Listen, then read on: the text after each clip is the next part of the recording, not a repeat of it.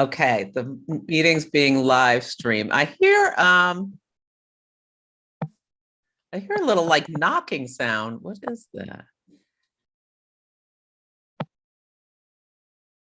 I think everyone's microphone is not turned off, Celeste, so maybe it's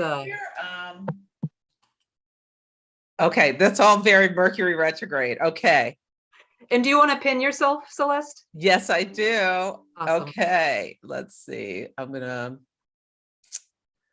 spotlight myself, and then I'm gonna record for a backup. And then, yeah, welcome everyone on this beautiful Sunday morning with the sun in Virgo and the moon in Aries. Aries is my moon sign. I am feeling fabulous. Yay. Yesterday, that Pisces moon almost took me out. I was very emotional, so I'm happy to be happy. Okay, so I want to introduce to everyone Jen Braun. She is here assisting. So if you have any questions, you can put them in the comments section, as well as, I encourage people to just ask if you want to come off mute, and she will help like manage the readings.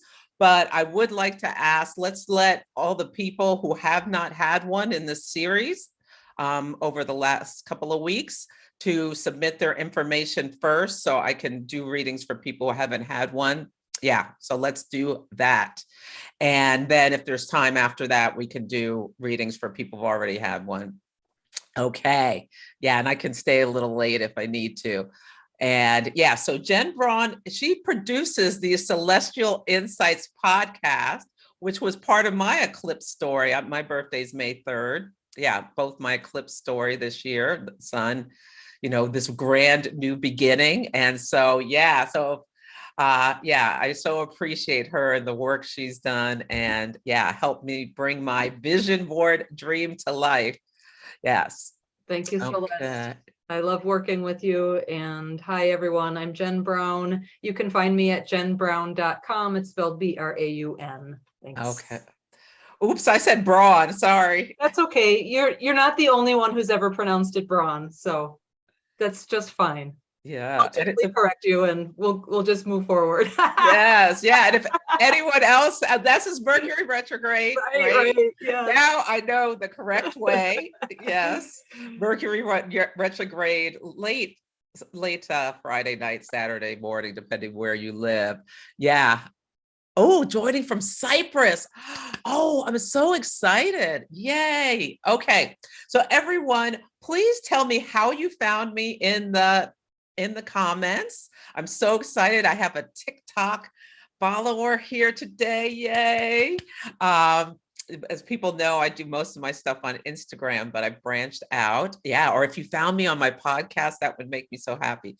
Yeah. And also where you live. I love seeing people where everybody lives. And okay, let's get started so we can go. Oh, hold on. Oh, hold on. Someone's trying to get in. Okay. Give me just 1 second. Oh. And I'll just jump in here. I see all of you writing down your birthdays. I will be copying and pasting this onto a document so that when Celeste does the hot takes later, I'll have them on hand. So I'll start doing that now. Thanks. Hi, I was gonna say I'm new. I had a question. What information do you need? Because I see everybody's like sending stuff, but I don't know exactly. Okay, so what you need is your birth date, your birth time, if you know it. The more accurate, the more accurate, the better. Mm-hmm. And your birthplace, city, state, city, country, that sort of thing. If you know the county, put that too. Okay, awesome. Yeah. Thank you so much. You're welcome. Okay. So I took care of that, and let me do this. Let me share my screen. Oh, yeah. Oh, I'm doing the wrong thing. This is just great. With the Mercury retrograde has been like showing up in so many ways. I'm pushing the wrong buttons. Okay, let's see. Can you see my screen now that says ask me anything, Jen? Mercury retrograde. Yes, I said yes, but you couldn't hear that because I was muted. I can see your whole screen. Yes. Okay, good. Okay.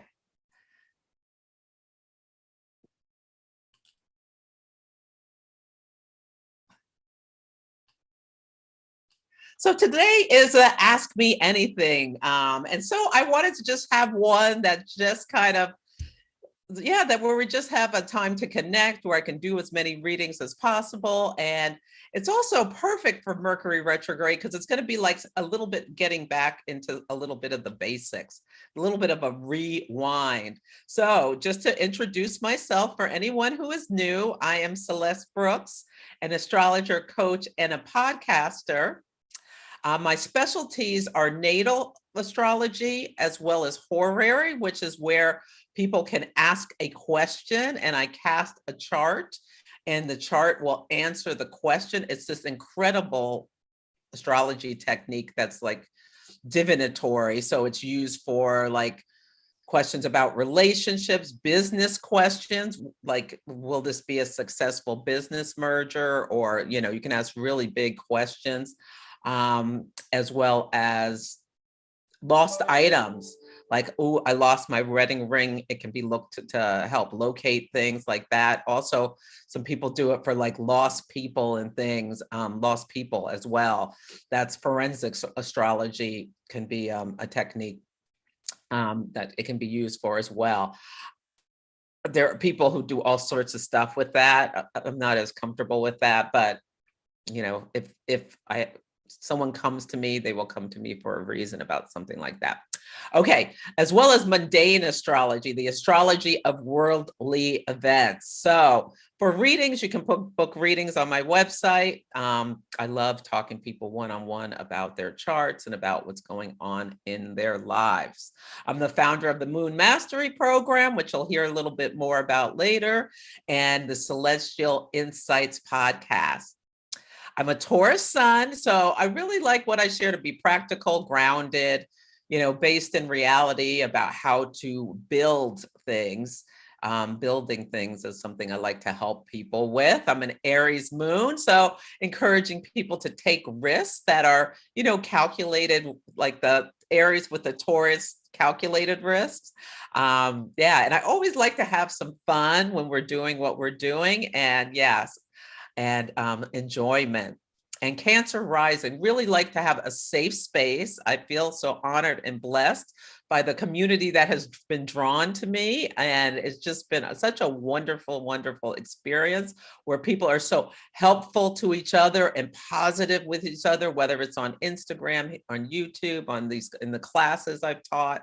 It's just I'm so filled with gratitude and thankful for you all. I love to read. And although lately all I read is astrology books, but I love fiction. So I've been doing Audible. So listening to more fiction. I'm listening to this book, The Vanishing Act, which is really interesting. Barack Obama had recommended it. And it's about two twins who are very light-skinned Black women. And one passes for white and the other doesn't. And their stories diverge. So that's pretty interesting if anyone is looking for a new book. Although there's a lot, it's kind of sad too.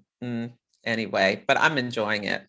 I have 5 planets in the 11th house. So part of what my natal promises, my soul's journey, is about creating community. Yes, the 11th house of organizations and groups. And my North Node is in the 9th house, so also a teacher. And I love flat-faced dogs. My little dog Debo is a bulldog puggle mix. My background is I have my degree in biology, and I spent over 20 years in sales, marketing, and business development in Fortune 500 companies. And my expertise was in protein production and protein therapeutics. So helping clients find solutions for that sort of thing. So for almost 30 years, I talked about antibodies, antibody manufacturing, antibody purification, all of this kind of stuff. And I went to the ESAR conference, which is a big astrology conference. I had a wonderful time Such a wonderful time. Met so many great people. Learned so much, some new techniques, which I'm using with my clients. But I got COVID. Yes, I did. And so I have asthma. And so I went and got, I think it's called Batilizumab, this antibody therapeutic. So I spent all these years helping people create antibodies, and I've used one myself to help me with the healing from COVID, although it wasn't that bad. It was just a bad head cold. It never got into my chest. So, but I got the antibody therapy just because it helps boost your own immune system. And I feel fantastic. Okay. Yeah, not the one that gives rebound. It's a totally different thing. I had to go to the hospital and get an IV infusion for 2 hours, but it helps clear the virus faster. Okay, so where can I, yes, I am vaxxed and boosted, but I still got that Omicron, so be careful. Where to find me? I was not, I mean, we were maskless most of ESAR, and we had a dance party, and I danced my butt off, had a great time, hula hooped, all sorts of things, and I got COVID. Okay, so you can find me at the astrologybyceleste.com website, where you can subscribe to my moon phase guidance. If you've come, you'll be on my newsletter list, but I mean, if you've come to this event, but I will. Yeah, and you get new moon and full moon guidance, but you can always unsubscribe if you don't like it, but I don't recommend it because I think I share insightful and unique astrology information. Listen to the Celestial Insights podcast. It drops every Sunday, and it's intended to help you navigate the energies of the week, and you get a word of the day to contemplate, as well as three big things to think about and a theme. So yeah, I hope it helps. And I've gotten very positive feedback from people who are listening. So check it out, see if it's something you like. And the Moon Mastery Program starts tomorrow. So there's still time to sign up. As I said, you can book a reading, or also I do events like birthday parties, bachelorette parties, corporate events like charity galas. I'm doing a wedding in a week or so. Yeah. So I can do readings for like individuals or as a group or what have you, to have a fun environment where people get to know each other better. I also do one-on-one coaching, which I love doing, where helping people for either 3 months or a year longer, what are your goals? And let's look at your natal chart and fit what your activities are based on your goals. And then every week you get an oracle card reading where I do, I pull oracle cards for you for guidance for that week. That I do a little video, and then we meet twice a month, one face to face. Okay. Every Sunday and Monday, I'm on Instagram Live at 10 a.m. And on Sundays, I talk about the astrology of current events. And Mondays, I talk just general about astrology, and then pull cards for each sign of the zodiac, either oracle or tarot cards, giving you a 3-card reading where you get a sun, moon, and rising card reading. Okay. I love this quote, and it's so true. Astrology is a language. If you understand this language, the sky speaks to you.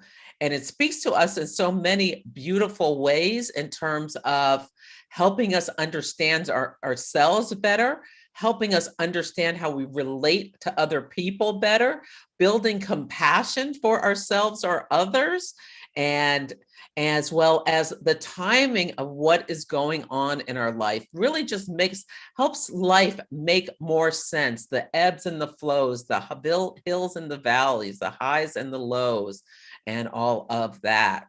Yeah, and when you live presently, and the moon is the closest celestial body to us, and when you connect with the moon, you see how much happens on just in our daily life, from day to day, week to week, month to month. You just can yeah, it's just amazing how much richness and fullness astrology can bring to your life. So the agenda for today is I'm just going to talk a little bit about natal chart basics. So taking us a little bit back to basics, because sometimes people who know very little bit about astrology come to these, as well as people who are professional astrologers or know a lot. So let's just talk a little basics, and then I'm going to do an astrology in action example, tell you about the Moon Mastery Program, and then do participants' hot takes. So for anybody joining a little late, you can give your information to Jen Brown. She is helping me out today. I've asked that people who have not had a reading yet, people, if you've had a reading in the series, please hold off till everyone who hasn't had one gets their reading, and then we can do yours. Okay. I'll do as many as I can with my energy. I'm feeling energetic today. I don't know what is going on. I think it's the Aries moon. I love an Aries moon. Okay, so just the basics. So what is astrology? It's the study of motion and the relative positions of the objects, celestial objects, and we interpret how the influence in the natural world and about human affairs. As above, so below, as within, so without. Yeah, it's the basics. And humans have used the movements of the stars and the planets, and planet is just wandering star. That's what a planet means, for timekeeping, navigating the celestial waters, not just of like the ocean or the land going somewhere, but navigating in your life, planning, military strategy. Obviously, somebody we're going to talk about later doesn't have an astrologer for military strategy, but yeah, it used to be the providence of kings and queens and emperors and all of that stuff who mostly used astrologers. Yeah. And understanding personality as well. And this tool has been used for thousands of years.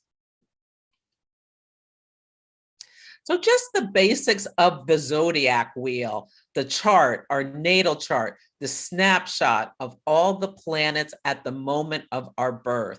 And we consider the moment our birth as when we take our first breath. This is when our soul enters our body in our perspective of astrology. Yes.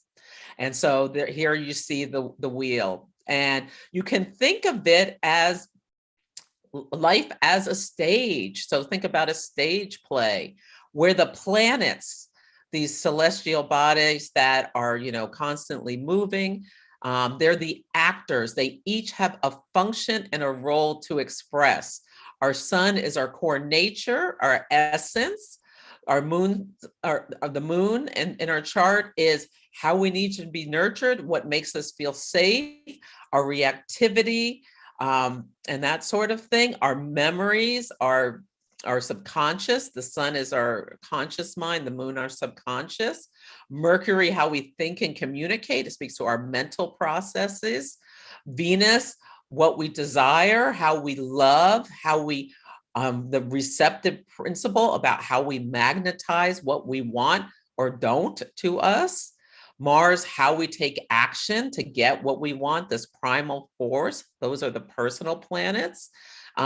Jupiter is the planet of abundance. It's the guru. It's the beneficent teacher. Like luck and opportunities often come with Jupiter, but it's also excess and overdoing it.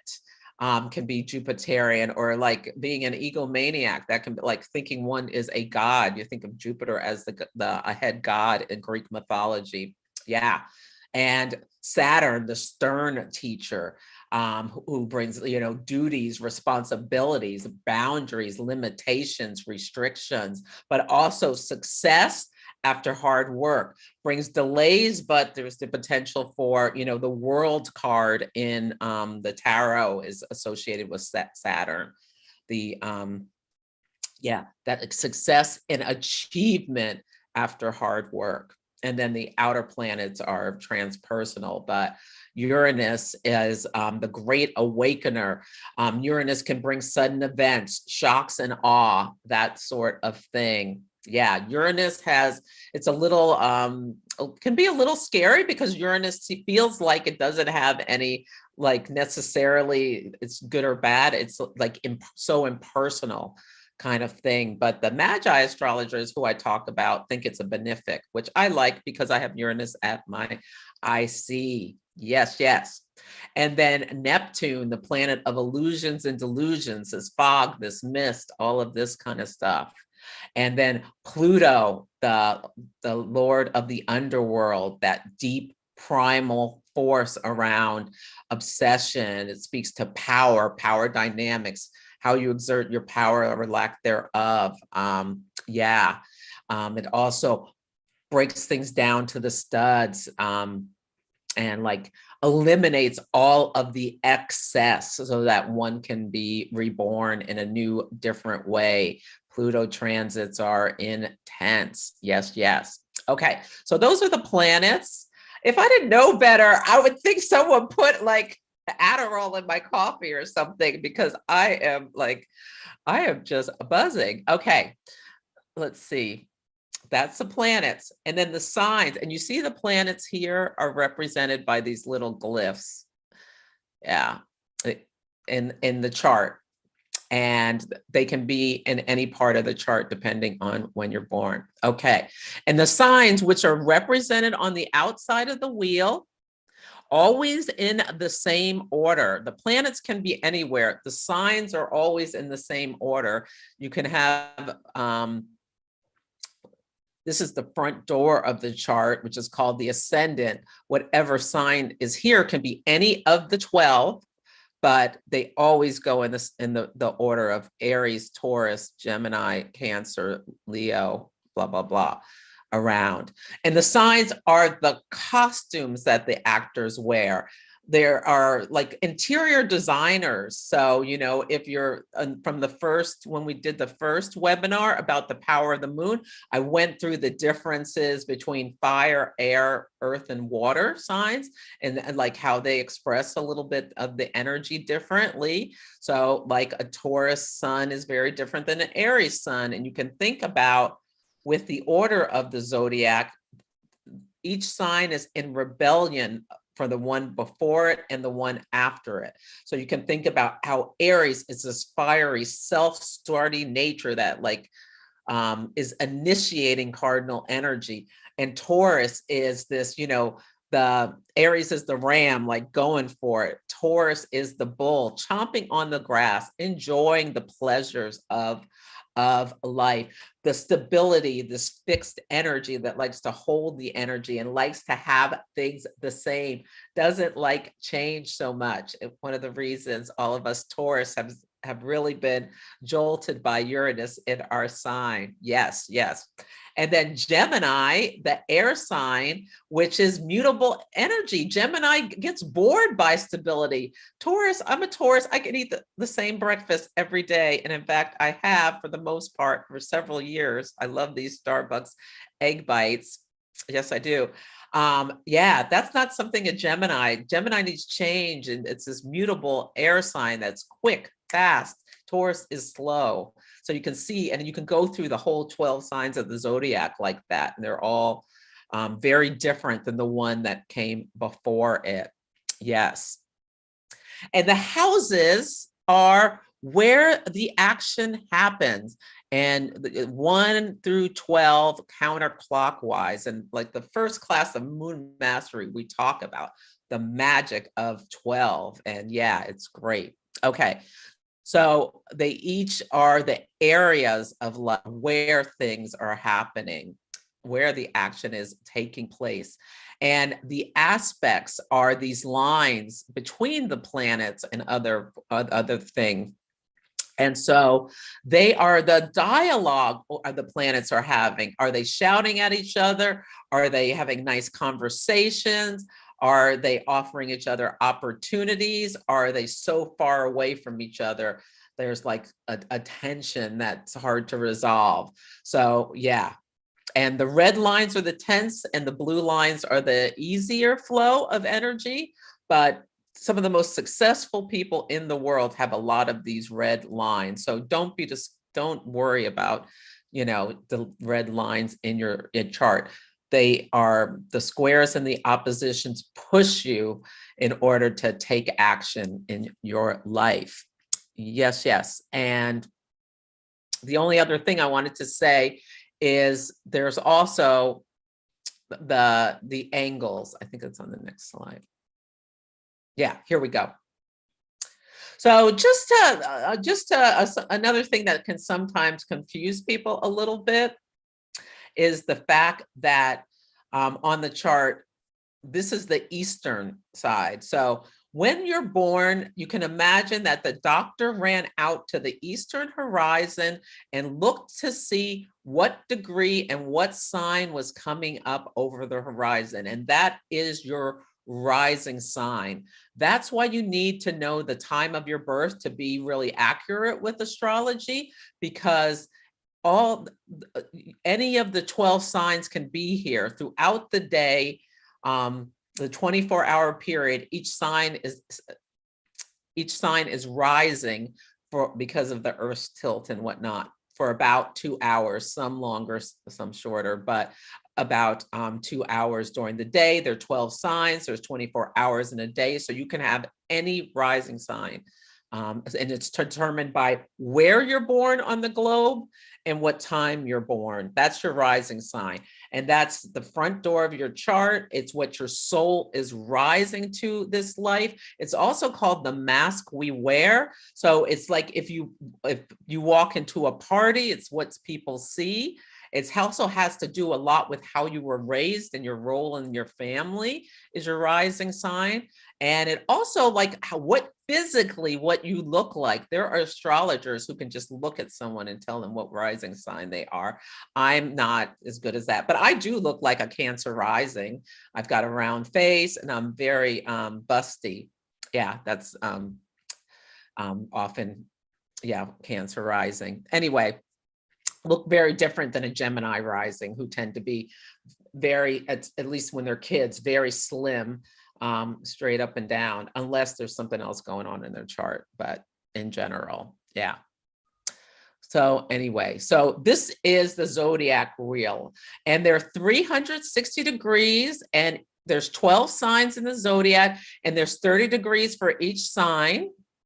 And each sign starts at 0 and ends at 29. And so if you have planets and points, look at your chart. If one is at 0 or one is at 29, these are like what's called critical degrees. And they're very interesting because 0, there's like almost like this newness to the energy or this new experience. You see a lot of well-known or famous people with planets, or infamous people with planets at 0 or 29 often.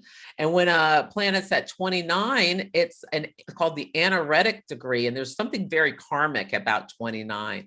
It's like it holds all the energy from the sign within it. It's like fully enveloped within it.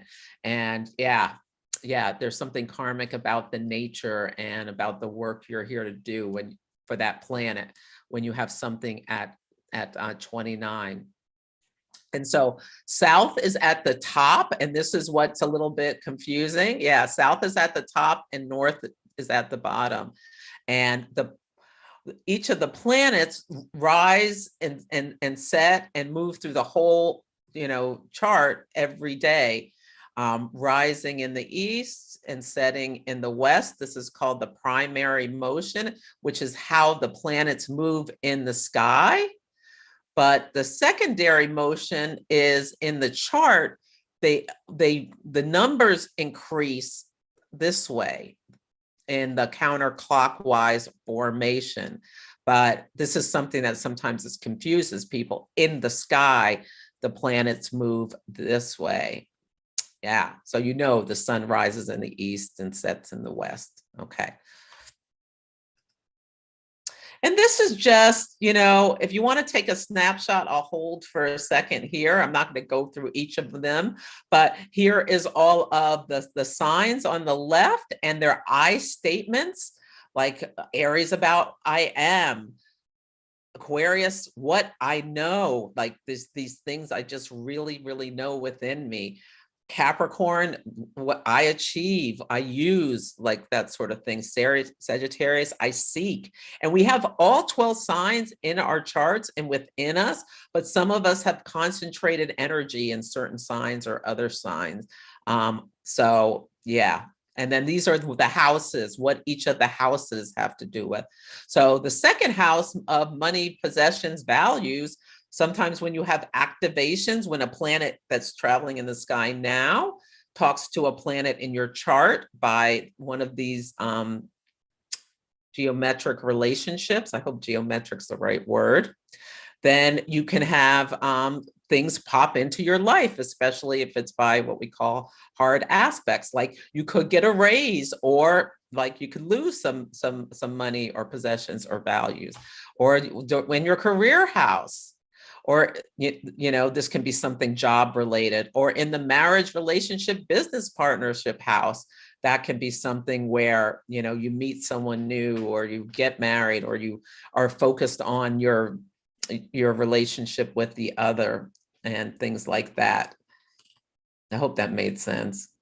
These are the places where what's going on.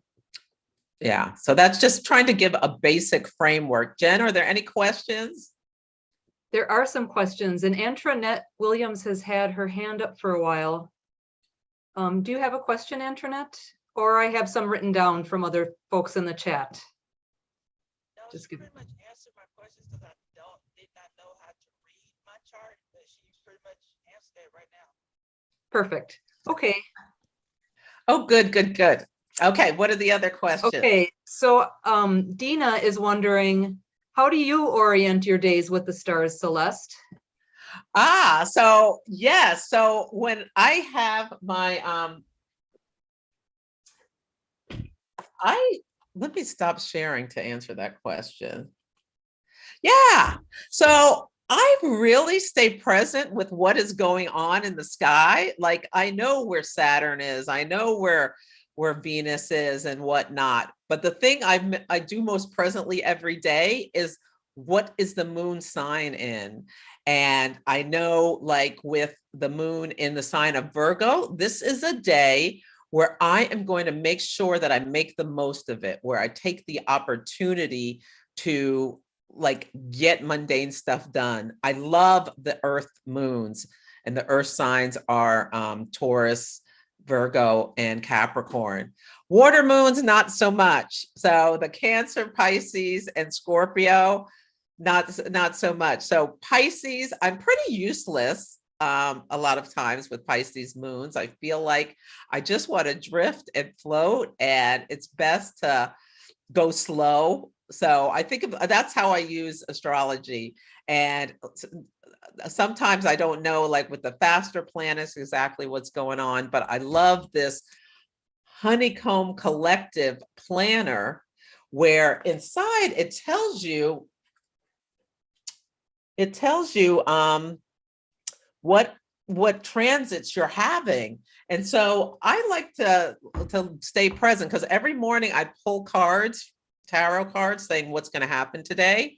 And then I watch the story unfold, and then I look at what the transits are and kind of relate to what's going on. So yeah, I stay pretty present with the energies, and use that as like a discovery tool about how things are, like what stories I'm reading in the news and how they relate to the transits and that sort of thing, or what people are telling me, whether it's, you know, in my personal life or my work with being an astrologer. Yeah.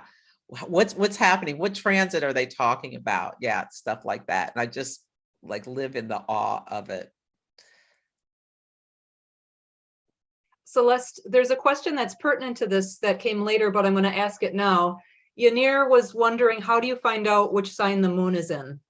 So you can use a moon app. I have Moon Deluxe app is one way to know. It'll tell you, you know, where the moon is. On my Instagram, as well as on TikTok, I post moon memos. I always post them after the moon has entered the sign. I try to do it right away, but if it's in the middle of the night, I do it the next morning. So yeah, so you can look to my stuff to see where the moon is. You can go to astro.com. They always, like on the home page, it tells you exactly where each planet is. Or if you have a software like Solar Fire, which I have, as soon as you open it, it tells you where all the planets are. But I'd say for the moon, get a moon app. Some of them are free. Deluxe moon app is only like $3 or something, and it's totally worth it. Yeah, it's a beautiful app, Moon Deluxe. Okay, next question is, I would love to know how to maximize my income potential, asks Helen. So maybe you could talk a little bit about how to find that and okay. For that. So someone asked about, so can you put the Honeycomb Collective website in the chat, Jen? Yeah, this is the Honeycomb Collective planner. It's only like $35. It's incredible. I use it all the time. Okay, so the question was how to manifest abundance in your business.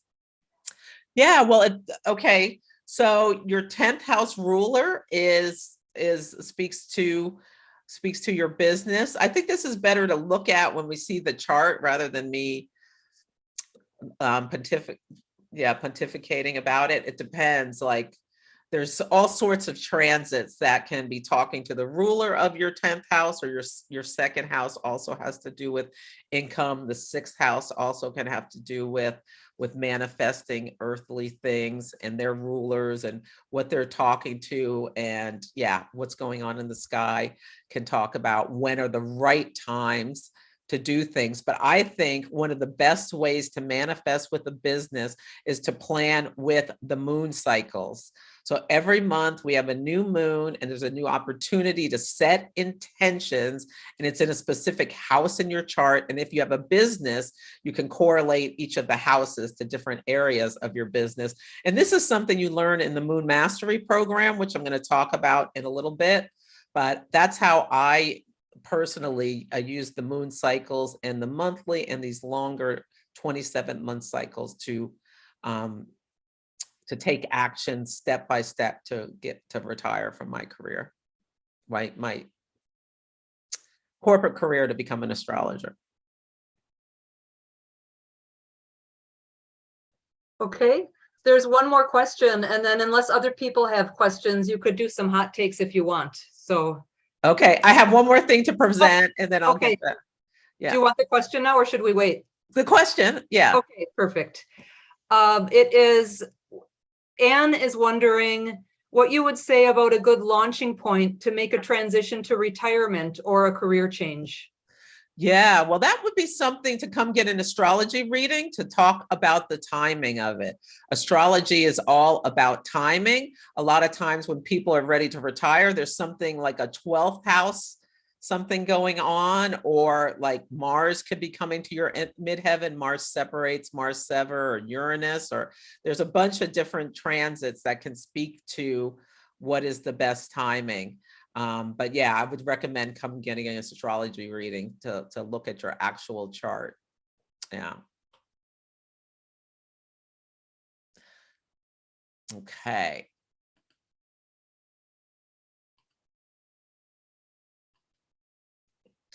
Okay, and so I just wanted to do a quick little astrology in action. Now, I'm going to talk about Vladimir Putin just for a little bit because he's in the news today. Now, his chart has a DD rating, so it has been rectified, but it's not clear that this is his actual birth time. But just in this year, watching his chart, it feels very, very, very, very like it could potentially be accurate. And one of the reasons I wanted to talk about him is because the big thing today is that on Friday night, early Saturday morning, depending where you live, Mercury stationed to go retrograde at 8 degrees of 8 degrees of Libra. Yes. And just today, Catherine, who's here, sent me an article about how people in Ukraine and people in Russia have just about had it with him. And they're talking about wanting him to step down. Yesterday, the Ukraine's like turned the tide of the war. Mercury retrograde brings reversals and things like that. So just quickly, I'll just say that this Mercury retrograde is here in his 11th house. The 11th house is the house of groups. It's the house of like the collective. So you can think about how like groups of people are coming together to talk about how he maybe should resign. And it's in square with his Chiron, the wounded healer. So there was a communication yesterday or today about this, like right when Mercury's stationed to go retrograde. So I just thought that was very interesting. And there's more I could talk about his chart, but I think it's better to do hot takes for people. But he's one to watch because if this chart is accurate, the eclipse is October 25th. There's going to be an eclipse at 2 degrees of Scorpio. And yeah, it's a south node eclipse. So this is when we burn our old stories about ourselves, when we have, so a lot of Scorpio people with Scorpio planets are letting go of things or feeling in a weakened state or like low energy, things like that. So it'll be really interesting to see what happens with him for this Mercury retrograde, as well as eclipses, and Mars will retrograde in Gemini. But let me go on from there, since people want to hear about their own charts. Okay, so just letting you know about the Moon Mastery Program. Class starts tomorrow, and I'm going to drop in the chat the sign up. Oh, that's not it.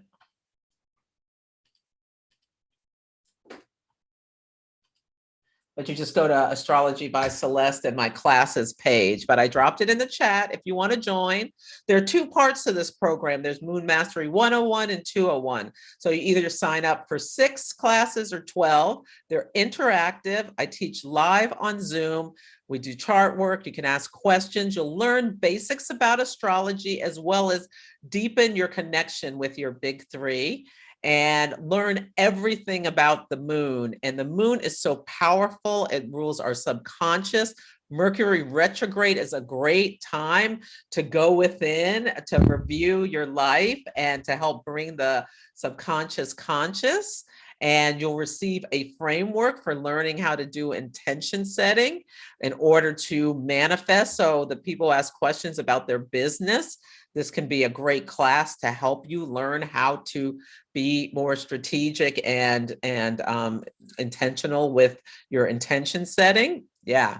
And you can create a plan for success and learn how to relate better to people. Learn how to understand yourself and your own energy better. Learn astrology in action. You have an opportunity for a study buddy if desired.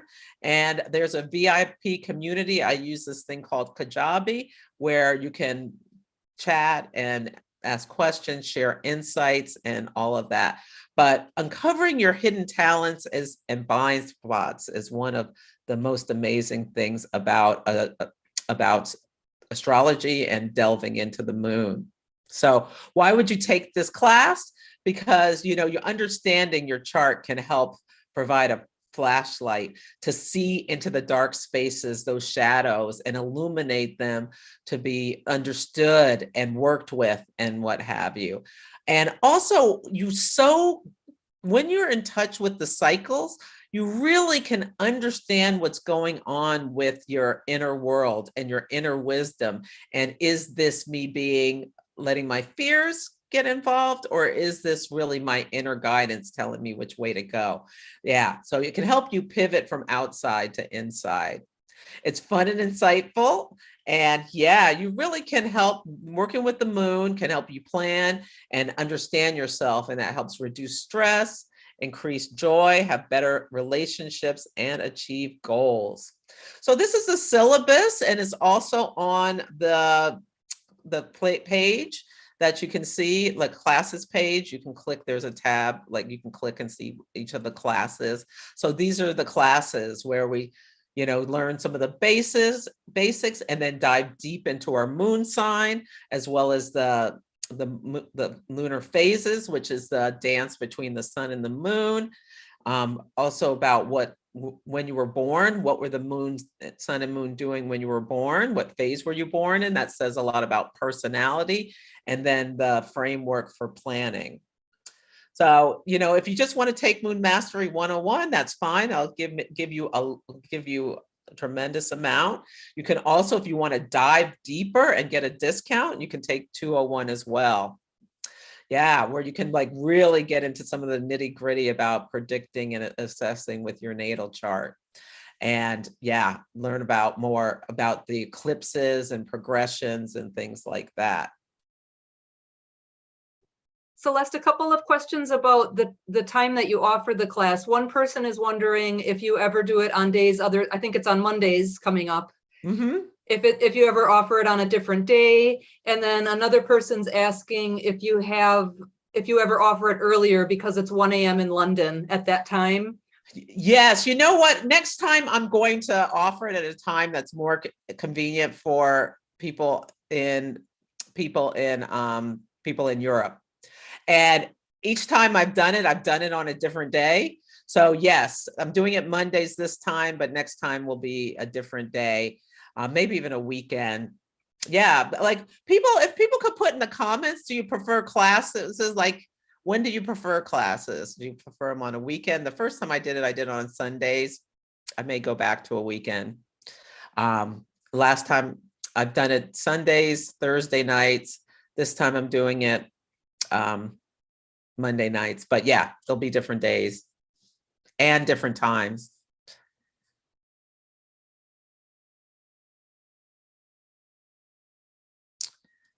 Any other questions? No other questions other than just people with their birth information for you whenever you're ready for that. So okay.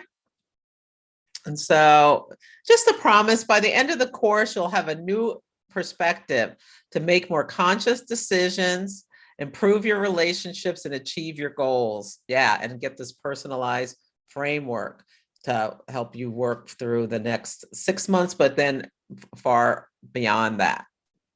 So some of the bonuses you get in addition to the class is you get these beautiful, you get the pictures of these different, each sign and each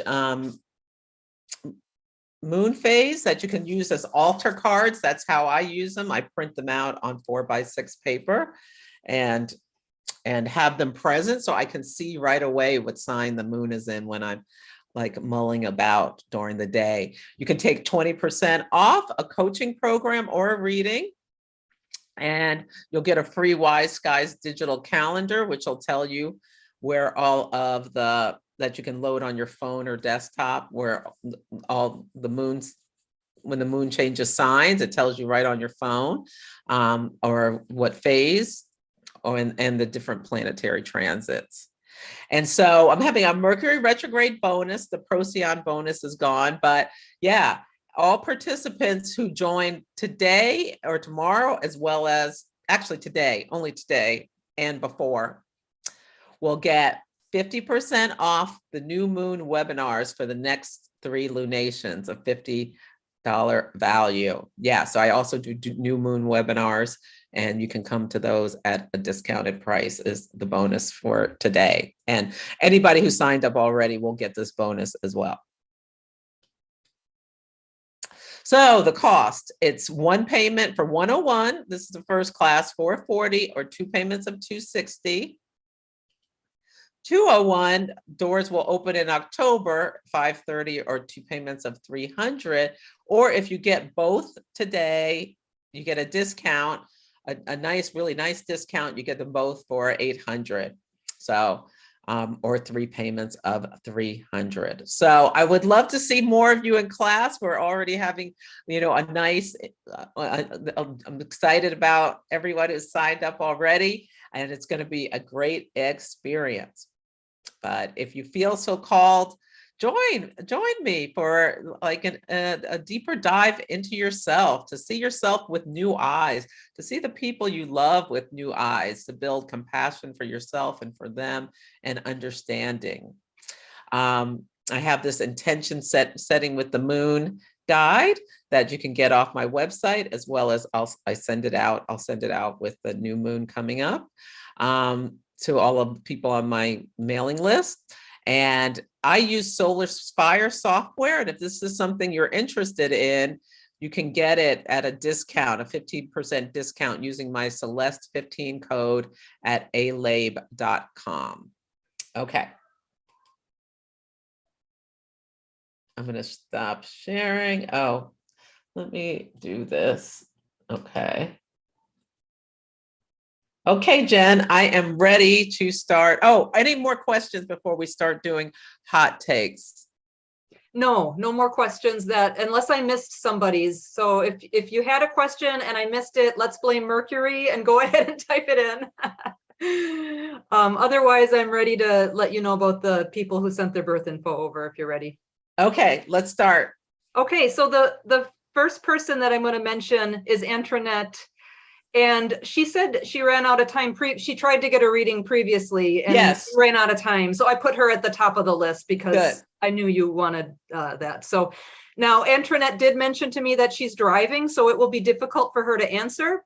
But she sent me her question and her birth information, and she is listening. Okay. Okay. It's June 29th, 1968.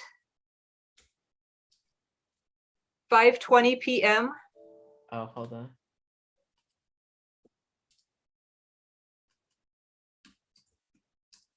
Okay. And it's Birmingham, Alabama. And the question is, I'm a massage therapist and I'd like to know how my natal chart plays into that. Okay, great. That's a great question. Okay. Let's see. Let me just do one thing.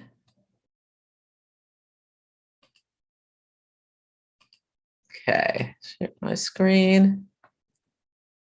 And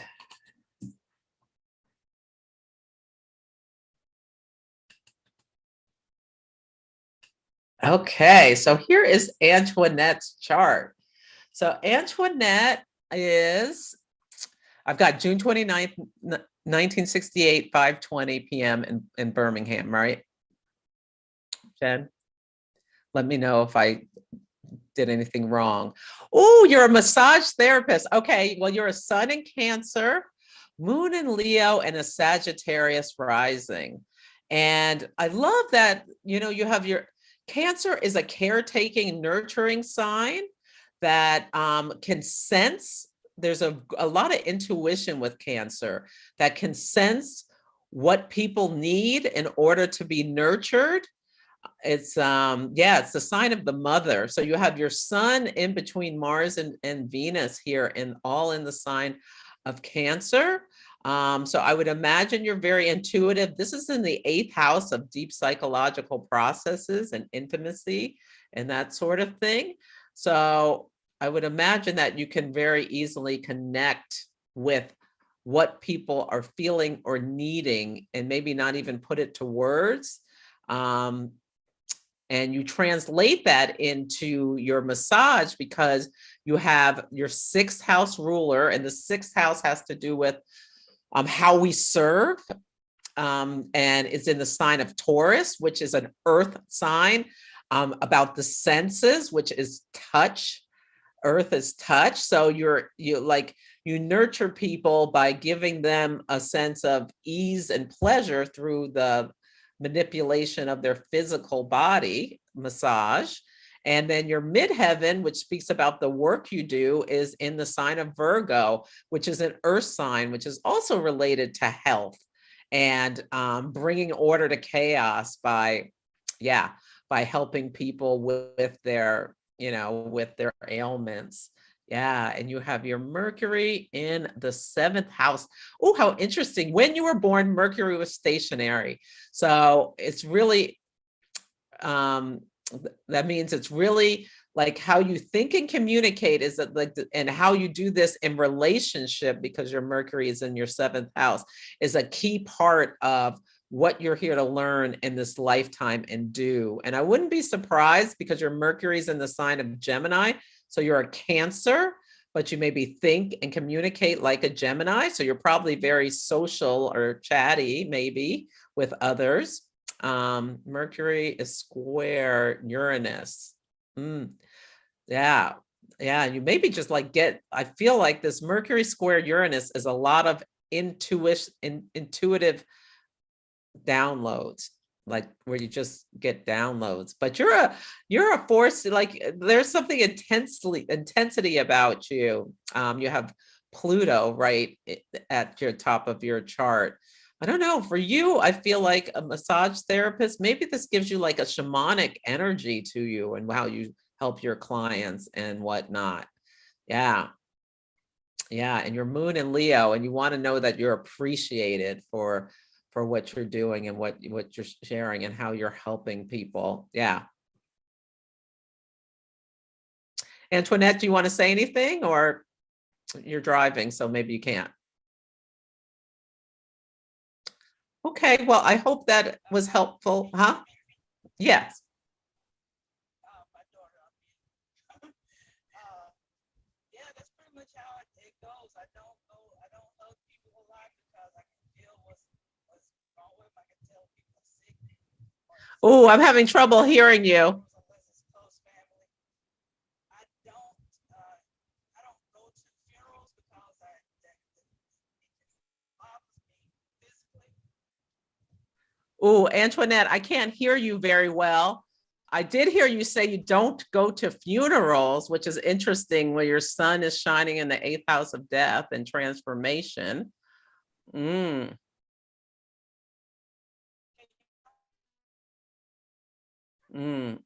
Interesting. You've got Chiron square Mars in your 8th house. Yeah, like maybe going to funerals makes you really uncomfortable. Yeah. Well, I hope that helps. I can't really hear you very well, so I better go on to the next person. But yeah, thank you so much. Thanks for your work you do. Thanks, Antoinette. Okay, Celeste, are you ready? Yes. VEE was next, and V's birth date is March 3rd, 1977. Oh, is V still here? Should we ask that? Yeah. V? Because I am still here. okay. Great, thank you. What So time? March 3rd, 1977, 12:50 a.m. Okay. in Fayetteville, North Carolina.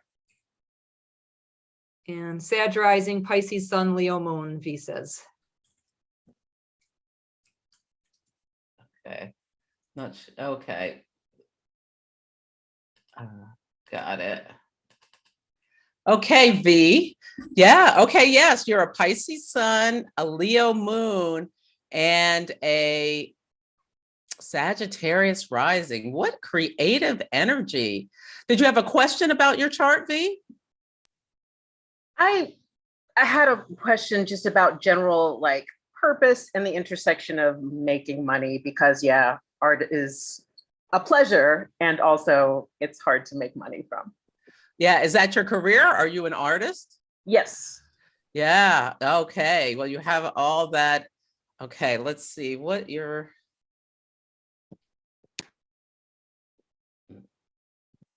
Oh, wait, I want to look at your chart in a different way.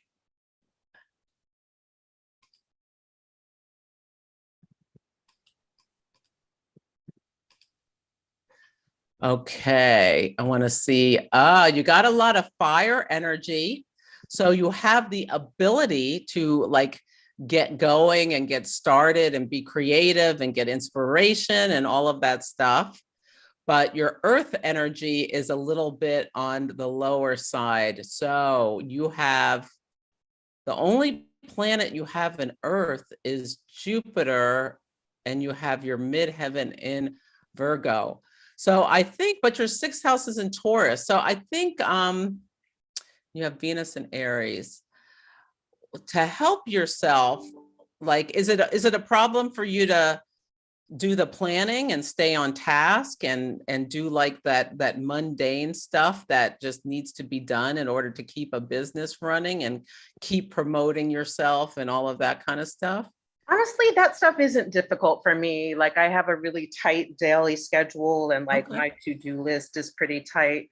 I feel like it might be the social aspect and networking that I feel the least confident at, and that is so much of money making. But Mm. I have my own ways and, I work within them. I understand my strengths and weaknesses there, but yeah, I definitely feel like I have an organizing or administrative strength. So I get the low earth sign, Okay. but yeah. So sometimes when we have only one of an element, we have plenty of it.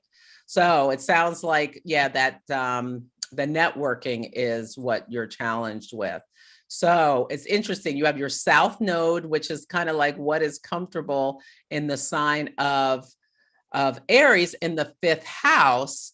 So I can really feel like you're very comfortable with the creativity part of it. But your North Node, which is a stretch, is in the sign of Libra in the 11th house of the audience. So you're very comfortable with the creator, but getting to the audience is a little more challenging. And you have your Venus, which is how we connect and magnetize others to ourselves, in the sign of Aries, which is an uncomfortable place for it. So I would encourage you to do things that are a little uncomfortable in terms of promoting yourself. Do you have a presence on social media? That is a great way. That it's free, it's kind of time consuming, but that's a great way to start like finding new audiences, especially something like Instagram, where you can create these little reels or videos that can connect people with what you're doing.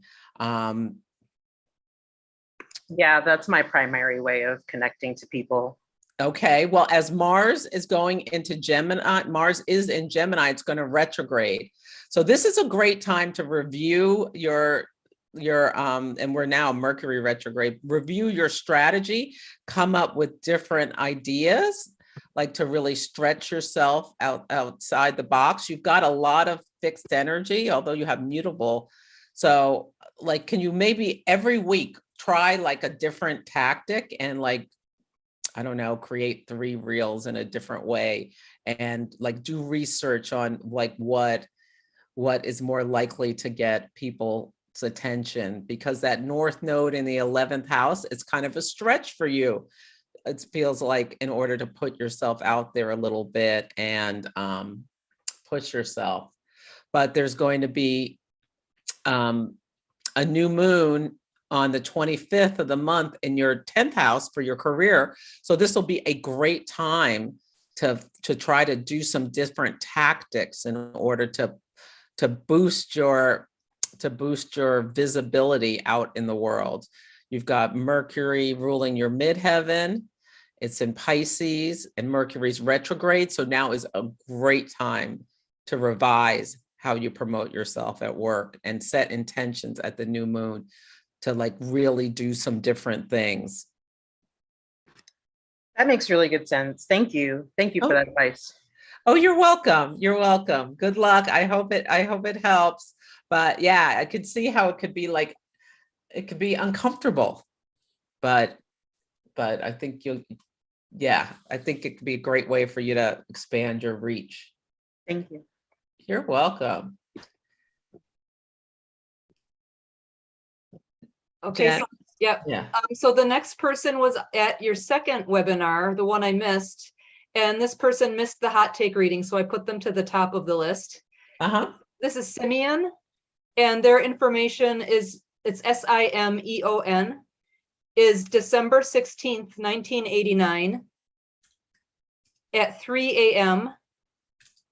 in Buxton, BUXTON, Guyana, GUYANA. 3 a.m. and BUXTON? Yep, and the country is GUYANA. Ooh, I love it. They're wondering about information about their parents. what- information about their parents. Okay, so everyone in our life is in our chart. So you're a Sagittarius sun and a Leo moon and a Libra rising. How interesting. Okay, so your parents are represented in your chart. The fourth house is the house of home, family, and foundations. So that speaks to the family you grew up in. And but when we separate out the parents, the fourth house is the father and the 10th house is the mother. And so we look to the planet that's ruling the house and any inside it. What's really interesting for you, okay, so you have Capricorn on your IC. So yeah, and you have Saturn in Capricorn. So your father, I would think, would be in some ways, let's see, what is Saturn doing in your chart? Is it? You have Saturn opposite Chiron, so I don't know if there is some difficulty with your relationship with your father. That would be something I would talk to you about. But he seems like he would be someone who's very traditional, maybe in some ways as well. Oh, but there's Neptune here. Yeah. He may be Neptunian. I wonder if you grew up with him. Or if there was a sense of a lack of structure with him. Yeah. Why don't you come off mute and say, does that make any sense to you about your father? Yeah, I didn't really grew up with him. Thank you so much for the reading. I didn't really grew up with him. We grew up in the same country, but different parts of the town. So I would say he was there, but I didn't miss him. Like he wasn't really there that much. But I didn't feel like I missed him. And then he passed a couple of years ago. And right around the time he just before he passed, we were, building something of a relationship. And then, it was abrupt. Okay, well, so you have Saturn next to Neptune, and so Saturn's like structure and stability, and you have Saturn in a sign it really likes, a home sign of Capricorn, but then you have Neptune right here, which to me, that's why I asked, was he around? And the opposition to Chiron suggests that there is like a wound around this, the fact that he wasn't there for you when you were growing up. Although maybe you had a nice home life. Your mother is your moon in Leo, represented by your 10th house. Yeah, and I wonder, is she very fiery or dynamic in some ways, your mother? Very. Yeah. So yeah, and that. Yeah, and it gives you this fire. You've got the Sag sun and the Leo moon. What do you do for a living? So I work with children. I work in youth and community development, which is one of my passions. Oh, I think you would be fantastic at that. I Yeah. have been very successful the last few years. However, I do feel like there is something else I'm being called to do right now. I don't know what yet, though. Well, I think it needs to be something creative. It's creative and caretaking. I really feel from the work. Yes, that's the same energy I'm feeling. So you're so spot on. Yeah. So if it's not with children, which you have a talent with, you've got so many planets in the third house, which is about, and your sun is here. Your sun shines on there. Like, so your sun in Sagittarius, it's like there's this expansive energy about how you can create things, or like you've got this ability to communicate in a way that like can express a like a higher level of wisdom, or Mm. like craft bigger things. You've got this like this like ability to like intuit brilliant ideas that can help something grow in a creative way.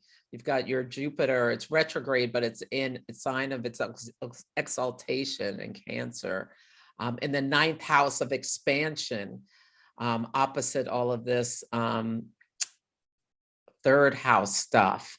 So like something about communicating, but it's got to be related to caretaking and creativity in some way. I think would be places where you shine. And you've got a real strategic nature with your Mars in the sign of Scorpio, and ability to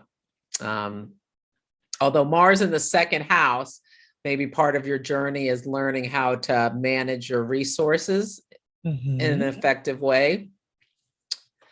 But yeah, so I hope that helps. It does. Thank you so much, Celeste. You're welcome. Okay, Celeste, ready? Yes. Next is Rosangela. It's Rosangela. Are you still here, Rosangela?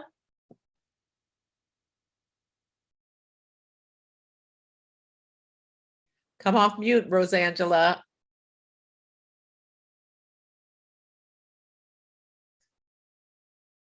I'm scrolling through. Maybe they left.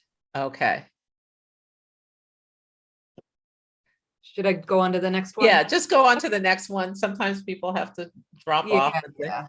Olivia is next. Olivia, are you here? Hi, yes, I'm here. Perfect. Okay, Celeste. Olivia's information is December 3rd, 1982. 8:10 a.m. Albuquerque, New Mexico.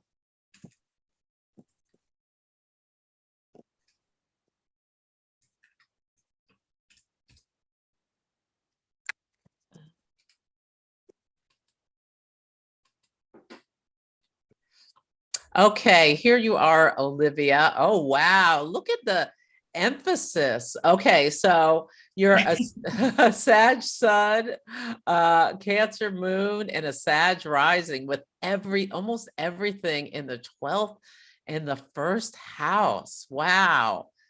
Like, do you have like incredibly vivid dreams? Did you see spirits or things like that? So I feel like I am Sag a bunch, and that makes sense to me. I like to be friends with everyone. I get excited about everything. And the Cancer Moon nurturing part also sort of tracks. But I don't know that I really understand what it means to have like Saturn and Jupiter in Scorpio. It was interesting to hear you talk about the relationship between that sign relative to Sag. Okay, yes. So very, very different. Like Scorpio is this deep watery sign. It's it's intuitive. There's a lot of intensity around the sign of Scorpio. It likes to really hold on to things and like merge with others. Whereas Sagittarius is like this freedom loving sign. These two signs are so different. Like Sagittarius is optimistic, and Scorpio energy sometimes gets lost in the waters of of emotion, of obsession, and things like that. Like Sagittarius is like, okay, I want to explore. I want to go here. I want to go there. I want to go learn new things. I have an optimistic approach where I hope for the better. I see the glass half full, whereas Scorpio may see the glass half empty at times. So they're very, very different energies. But your personal planets, which are more like really in tune to your personality, are all in your sun. Yeah, they're mostly in Sag, Cancer Moon, and Mars in Capricorn. So that Capricorn Mars is probably what holds you down on the ground, rather than allows you to establish like a home base rather than and plan. then flit all over. So I would say your Jupiter and Scorpio, you may be very interested in like taboo subjects or like detective novels or like intensity, that kind of thing. Are you? I'm a librarian, so I feel like I'm always attracted to stories. So that feels kind of related. Oh, so a librarian, research. Scorpio, Yeah. like Scorpios make great scientists because they want, like, they need to get to the bottom of things. So being a librarian, you have you could, yeah, you like, do you just like researching things in general? I like to be a know-it-all, so yes. That's also the Sag. The Sag is like the wisdom. It's like just intuition. I just know things, sorts of things. Yeah, and your Saturn and Jupiter are what's called social planets. So the people who go in your same grade all have the same, typically the same sign, or the one before it or after it. So yeah, that Saturn and Scorpio, at some point in your life, you probably had to confront or experience some life death stuff. It could have been through you, or where's Saturn's in your first house, like through an illness of like a parent or even a sibling or something like that, where you one of your life lessons is to learn how to transform, or if things, like how to let go and evolve and move on, especially sometimes from difficult situations, if that makes sense. It does. Thank you so much. You're welcome. Yeah. Do you have like really intense dreams?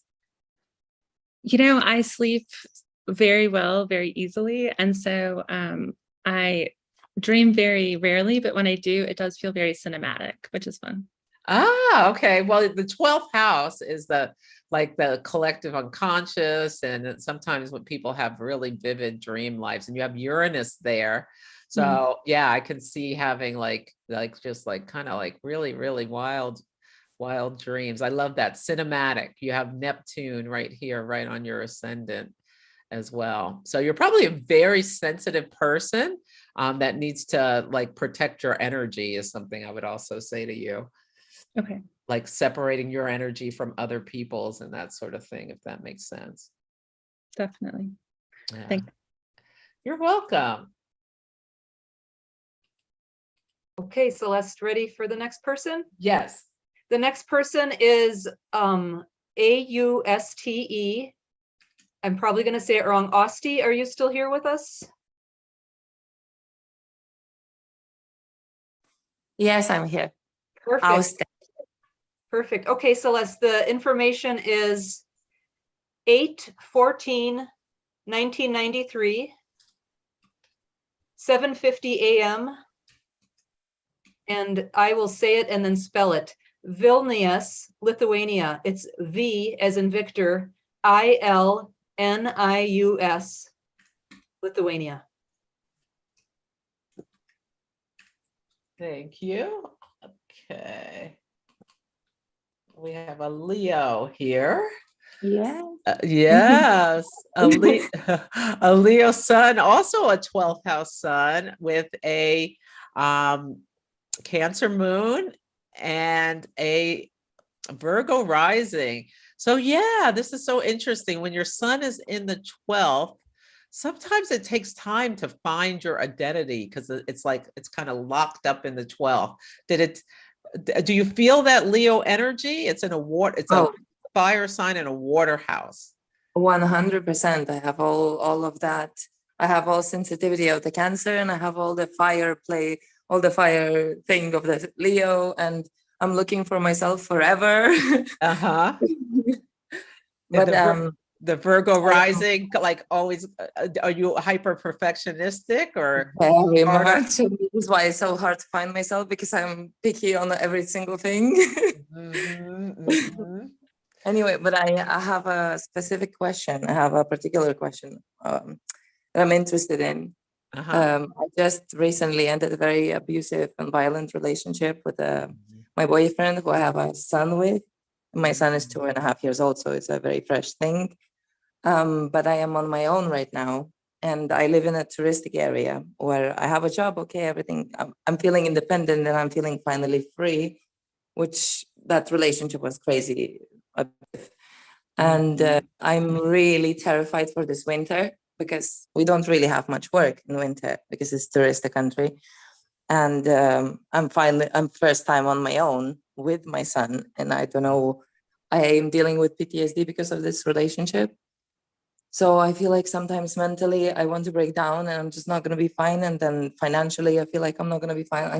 And my sister is astrologer, so she told me it's going to be very tough times. And I just feel really, really stressed. And I need some reassurance that it's going to be okay, at least for the winter. Okay. I don't know if you can help me with that, but. Well, I think, now what about your parents? Could they offer you some help or anything? Not really, because I have a very bad relationship with my mother and she's not really into helping. And then my father is just almost non-existent in my life.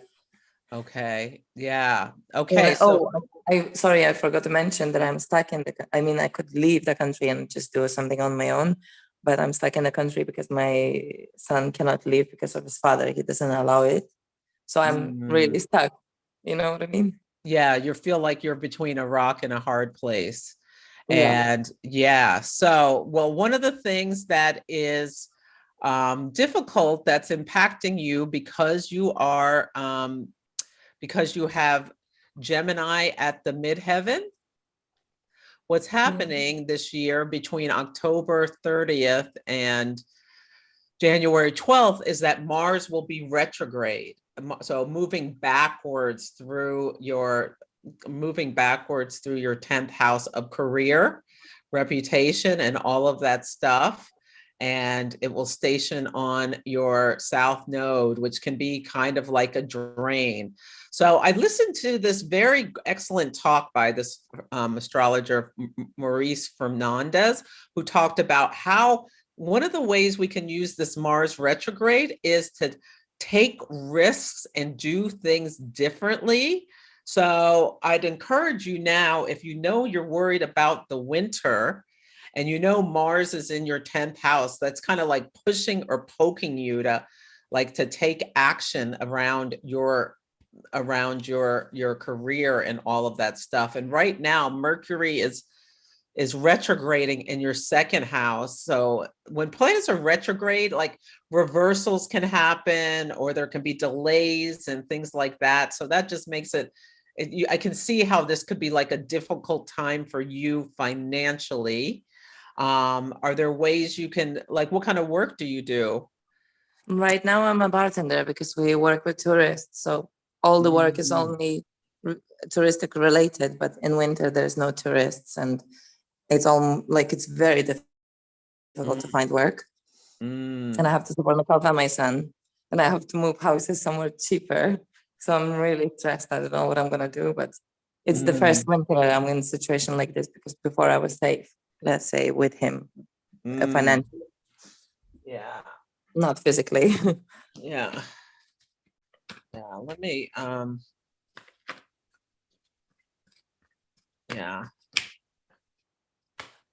It's a tough, yeah. It's tough because I can see in your chart how it's difficult. Can you think about how to pre-plan now and think about, do you have skills where you could do something online or anything? The thing is, yes, I do have some skills. I just don't know how to use them. I have many skills, I'm talented and I'm smart and I learn fast, but I don't know how to use them. Where's the platform that I can do it? And it's very well. I'm thinking from now. I'm planning it. That's why I'm here. Yeah. So Mercury rules your whole chart. Mercury rules your ascendant because you're a Virgo rising, and so you can think about how I would think you may have some skills around communication. You have your Mercury in a sextile with Jupiter, which is interesting. They're talking, and during this Mercury retrograde, they're opposite each other. So I would encourage you to maybe talk to and do it now rather than waiting with an employment agency about maybe figuring out, because there's a lot of like things you maybe could do online. See, you live in Lithuania, right? No, I'm living in Cyprus. Oh, Cyprus. Okay.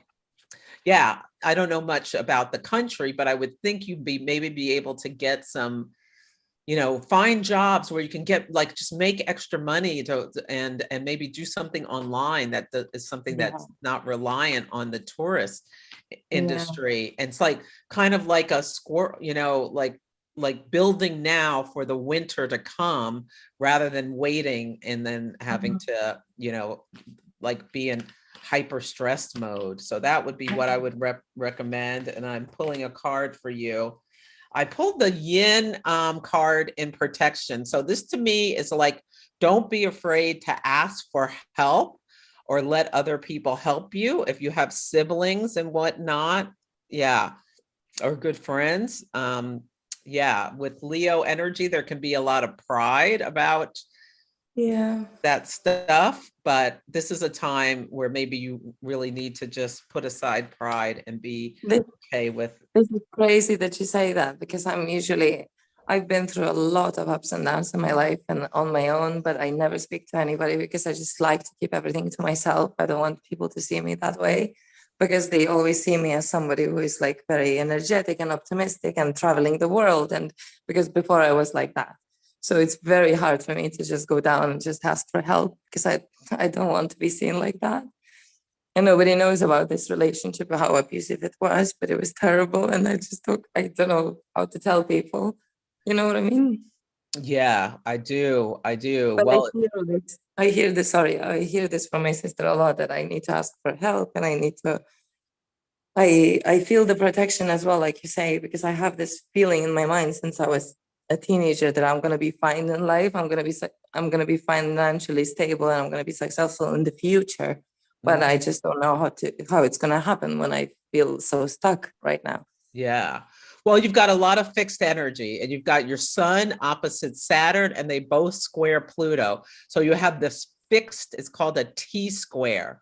So one of your journeys in life is to understand like your relationship with power.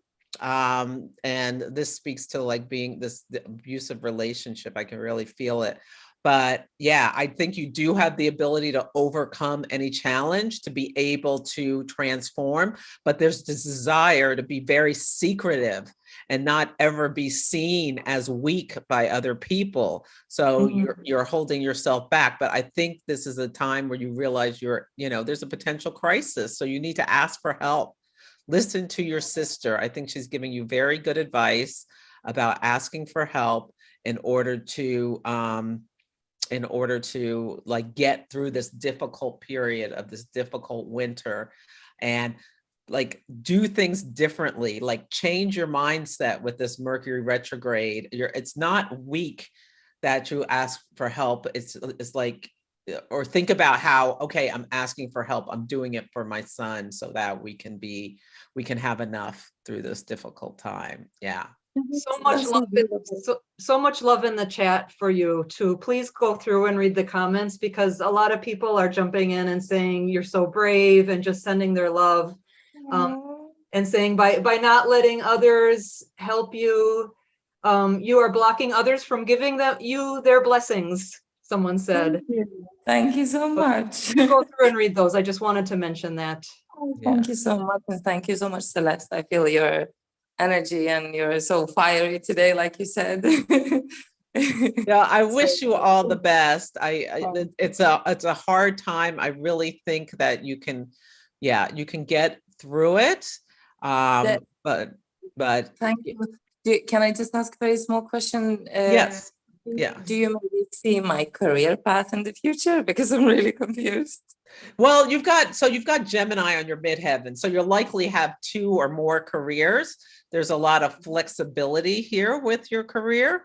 But I feel like something with like communication. I mean, your Mercury's in your 11th house, so you're probably very good with groups.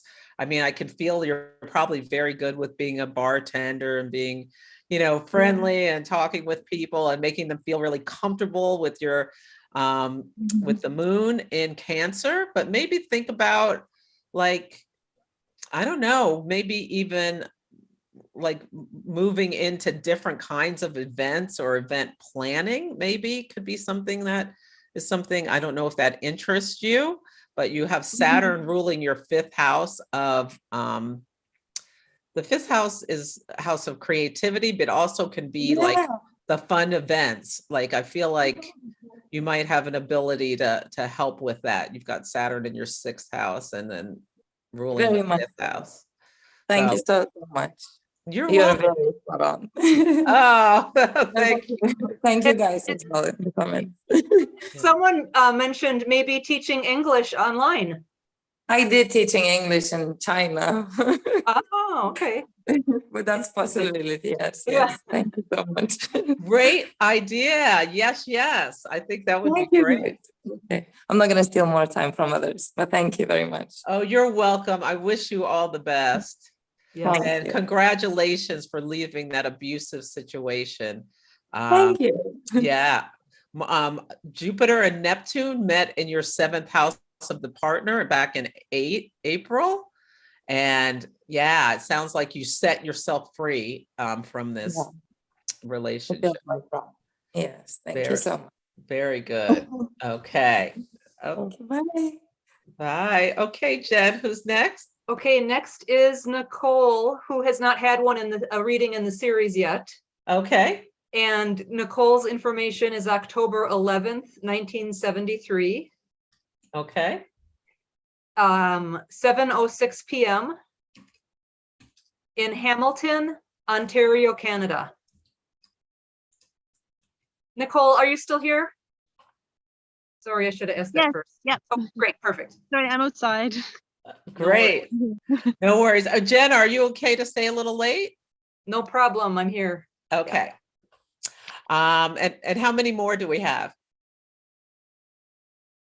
A lot. There were like 20. I counted a couple people ago. Okay. So Well, right now I have a lot of energy, so let's just keep going as long you as I can throw as many as you can. So. Okay. Hi, Nicole. How are you? Hi, thank you. Good. Yeah. This is so nice. Thank you. Yeah. You're a sun in Libra, moon in Aries, born right before a full moon and a Taurus rising. Oh, I love this. I think it's pretty cool. Yeah. Yeah. Interesting. We both have Aries moon. So what do you have a question? I have been having I was actually deciding on my school that I was telling you before, but on the live, but I've been having some housing issues that have been hard to solve with my housing and my neighbors, and it's a bit of it's difficult.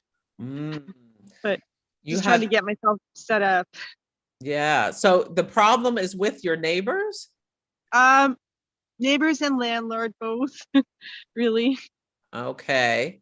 Yeah. So interesting. You have your South Node in Cancer, which can speak, and in the third house, neighbors fall into the third house, and Mercury rules your third house, and it's retrograde right now. So there could be some things or reversals around that. So are you looking for some place to move or trying to stay where you are, or what is your situation? I guess I'll probably stay where I am, I guess. Just that, so hoping that things will be peaceful and stuff, but I guess. Yeah. Well, yeah, you've got your moon. Direction that shows anything.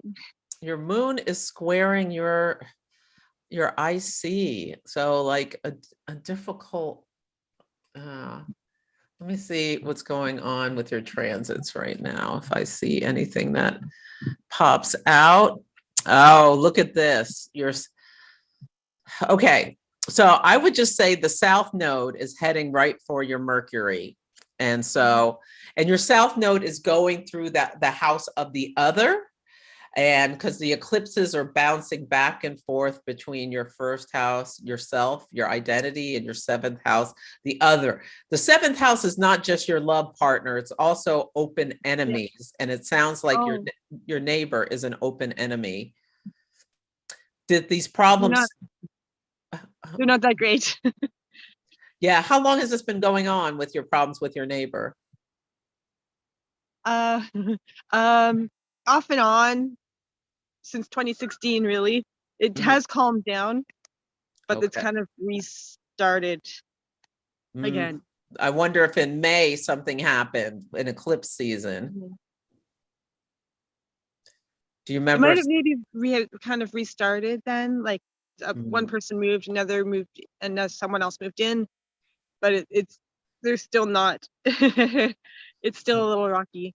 Yeah. So on my live, I was talking about the quincunx and how quincunxes move you into new situations. And so today, Mars in the sky, and Mars separates, Mars cuts, is in an exact quincunx with your Mercury.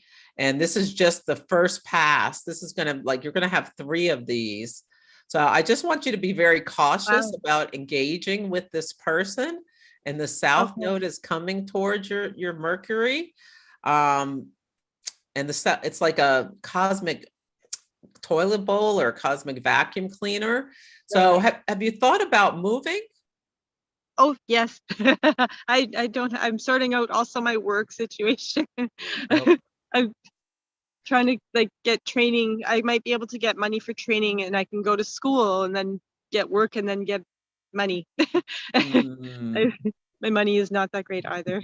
Oh, because you've got Chiron in the sky on your moon, which rules your IC ruler. So this is like the home, difficulties at the home. You've got Venus on Vesta. Vesta speaks to the home, and Venus rules this and the 6th house. So yeah, I can really feel how difficult this is. Do you have any help with your parents, from your parents, or? My mom listens to me. She can't really afford, she doesn't have a lot of money to give, but it helps to talk to her. Yeah. But yeah, well, I can say really. your chart speaks to you having a problem right now about your housing and with your neighbor. And there's going to be an eclipse that's is this neighbor any kind of threat, like physically? Or is it just arguing? I don't think so. I mean, they're a little bit aggressive. They kind of they've pounded on my wall the odd time. I have 2 of them. But where I live. Yeah, because you're going to have an eclipse right to it. Oh. Yeah, so that, as much as you can, I would recommend not engaging with this person, because they feel very Scorpion, like they're Scorpionic. You got that Mercury in Scorpio, where they may like be really aggressive. So Scorpio is ruled by Mars and Aries is ruled by Mars. Aries just comes up and punches you in the face. Scorpio like does things underneath the surface, on the shadow side. I'm talking about, not like every energy has positive and negative, but you're talking about like a difficult thing, like doing underhanded things to get at you and like holding a grudge forever. Is what I feel like with that neighbor. Yeah, it's not been easy. I've done my best to try, and I left a note at one point and hoping everything was okay. I tried to kind of be pleasant, but I don't know. It's not. Yeah. I'm not sure it's working. Yeah, I'm going to pull you a card. Thank you. Oh, okay. I pulled the orphan card in protection. So this really speaks to how you're feeling alone or lost or like isolated and all of that kind of stuff in the situation that you're in. It's a very difficult situation where, where maybe even you feel a sense of abandonment. Yeah. Yeah. Yeah. Yeah. Yeah, Well, the people that I thought would talk to me are not. So yeah, it's a bit. yeah. So this, like, Um, sometimes when you get this, it's time to reassess your alliances, the people who you think are, you know, your friends or on your team, and maybe look to build new relationships. But for the situation you're in right now, all I can tell you is I totally see it in your chart, and think about how you can figure out how you can get the funds or the resources or what have you to like move when you can, or, you know, just try to stay out of the way of this horrible neighbor. focus on the end. Yeah. Yeah. Okay. Yeah, I think, I don't see an easy answer. Yeah, I don't either. It can see the timing of this where it's like kind of feels like it's coming to a head. And you've got, Mercury retrograding in your 6th house, like, and it's going to retrograde like when it comes up to Pluto. And just watch out for this around the 18th. This could be like a little bit of a argument, like explosive argument around the 18th or so. Of September. Yeah. Yeah, it's gonna, you're having this Mercury Pluto. The Mercury Pluto can be power struggles. This could also impact like your work or something. It may not be the neighbor, but since we're talking about the neighbor and I'm seeing this is why I'm saying it. And just be aware, just be aware there that I can feel like this tension. And especially see where the moon is in your 4th house on the 19th around this time. Like just be aware that there could be something that comes to a head, and don't be like react impulsively or react without thinking, because it could be. Try to remember that. Yeah, write it on your calendar that whole week. Like, stay away from whatever your neighbor. Okay. I always take a breath. Yeah. Do the 5-second pause before you say anything. Like, don't say anything under your breath or anything like that. Yeah. Okay. Well, you take care. I hope it gets better and you find a way to move somewhere where you have better neighbors. There's better things. I do have friends anyway, though. Yeah. Oh, good. They're used to me talking about it. Yeah. And Nicole, some people are writing in the chat, so do check out the comments. Thank you. Oh, great. Sending hugs. Yeah. Thank you. Yeah. So people, so nice. especially last month as well, people with fixed energy, like that Leo season was really difficult for some people, feeling like really like unexpected sudden events where people were expressing like real aggression towards them or things like that. So just know that that's kind of been in the air. It's kind of calming down, but we're getting ready to have at the end of October and November eclipse season, which is also very like kind of Uranian. So there's just a lot of upheaval going on right now. We just have to have tools to try to keep ourselves grounded throughout. So things have not all gone to my plan for the last month or so. But just working on. Well, good. Yeah. Well, good luck. I better move on, Nicole, but I wish you the best. You're welcome. Okay, Victoria is next. Victoria, are you still in the chat or are you still? Yes, I am. Oh, Or- which Victoria? Where were they born? Victoria from the Bronx. Yep, that's me. Perfect. Okay. Celeste, it's October 8th, 1976, Okay. 8:07 a.m. Wait, hold on a second. I did. Okay. Okay. October 8th, 1976. 8:07 a.m. Bronx, New York.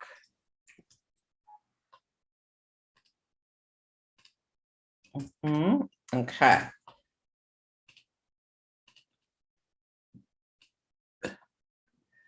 Okay, Victoria, you're another 12th house sun.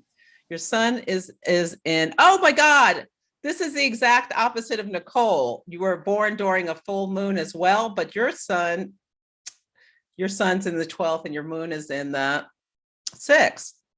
And you're a Libra rising. Yes, yes. Did you have a question? Yes, I did. I had a quick question. I got suddenly sick with stomach issues August 15th during Leo season, came out of nowhere.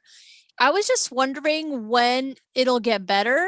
Should I add anything new as far as dieting or exercise? Because this just came out of left field. Stomach Okay. issues. When was it? August what? August 15th. Okay. Well, let's look at the date. Okay, your chart on the date. Okay. So August 15th,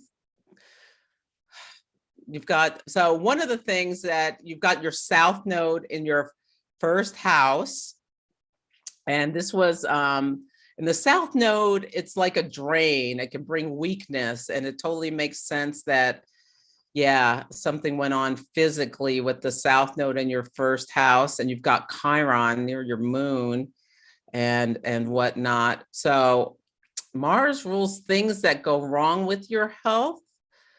And on that day, it's in Taurus. So this feels like whatever happened really relates to the Mars-Uranus North Node conjunction at 18 degrees of Taurus, like in your 7th house, opposite your Venus in Scorpio, but you said it's your stomach. Yes. Okay. Mars trine Mercury in Virgo. Something intestinal, maybe. Yeah. Absolutely. Yeah. So yeah. Do you know if it's something you ate or? They're saying it's a hiatal hernia, like my stomach kind of just moved up, but they said it should go back down to where it's supposed to go. The specialist said eventually, if you just do the right things. But I'm curious if you see anything in my chart where I start taking that turn to start feeling a little bit better. Oh, okay. Well, yeah. Like depends what the nature. So you're still feeling bad after Mars. Yeah, I'm still feeling bad. I'm feeling a little bit better. I mean, I went to the ER like 15 times since that time because I thought I was having a heart attack because that's what it felt like. I didn't know what this felt like. So, but I'm feeling a little bit better, but maybe after the retrograde is over October 2nd, I'm thinking something might change in Libra. Yeah. Well, but it started before Yeah, I'm not a medical astrologer. I mean, no. You've got Jupiter in your 6th house. Jupiter makes everything bigger. Usually maybe when Jupiter goes direct, you'll feel better. And that's a little bit ways off. Is that in the next 6 months? Yes. Yeah. Jupiter. Okay, cool. So, wait. Jupiter retrogrades till wait, am I doing? Oh, I'm going the wrong way. Sorry. I'm like, what is going on? Okay, we are here. So Jupiter will go direct around December. So I think that may be helpful, or maybe even when Jupiter gets out of your sixth house, because the sixth house is a house of things that go wrong with our health. And yeah. When does Jupiter get out of my sixth house? December? No, it goes direct in December. It gets out of your sixth house. Okay. Later this month. So maybe you'll feel better by October 1st. That's what I was thinking. Yeah. Because I'm maybe- starting to feel better and I've changed my lifestyle a lot and I'm starting to feel Okay. better, but I was just curious. Yeah. So If when my the chart reflects anything. Yeah, when the South Node is in our first house, that can be a time where we feel weakness or we or something comes up. And Mars rules things that go wrong with your health. And you have Mars in the first house also in the sign of Libra, 29 Libra. Yeah. Air. That's like Mars and yeah, that's all I can. It'll be interesting to see, like when the sun goes into Libra, to see if you feel better then. That might be something that happens, but Yeah, I was thinking maybe after October 2nd, the retrograde, then my birthday, and then maybe Yeah. by Christmas, I'll be good as gold. I hope so. Yeah. I'm not a doctor or anything, but the timing of it, the only thing I can really see in your chart, it like seems to be correlated with that Mars Uranus North Node, like the timing of that activation maybe had something to do with it. It's like in terms of timing, or Mars, like Mars in your 8th house. Yeah, and I heard you say Leo season, unexpected stuff happens, and that was Yeah. during Leo season. So I was like, Yeah. Well, yeah, I hope you feel better soon. Yeah, usually Thank you Jupiter so much. will bring you the good health when it goes in. It depends. It's complicated. It's in the side. I'm sure, like everybody, but Yeah. the specialist said within the next 2 or 3 months. So sounds about on par. Yeah. Okay. Just try just not to push yourself too hard. So October 26th, there's going to be an eclipse in right to your North Node, which can, which can be around this stuff. So just really baby your health for the rest of the year is what I would say. All right, great. Thank you so much, Celeste. You're welcome. Okay. All right, next we have Helen. Helen, it looks like you're still here. Is that right? Yes, hi. Hi, perfect. Okay, Celeste, Helen's info is November 10th, 1966, 2:38 a.m. Okay. in Victoria, Texas, which is in Victoria County.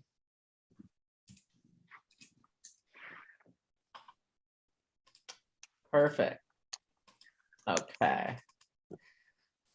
Okay, Helen. Okay, you're a Scorpio sun and Libra moon and Virgo rising.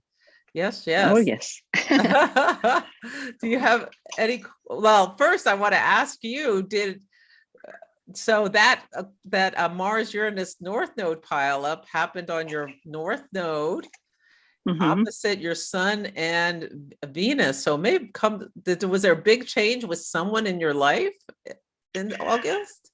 In August, let's see.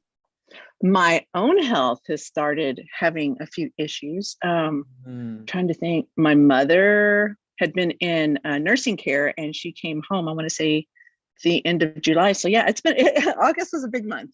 Yeah. Okay. Yeah. Okay. So did you have a question about your chart? Yes. I own my own business, and with a lot of the things that have been happening, I've been feeling, I don't know if it's just the stresses physically or what, but it does feel like around August, I started having like GI issues and all that. But I've noticed at the same time, almost like a decline in customers who wanted to pay for services, basically. It's like they would ask for a reading. I'm a reader.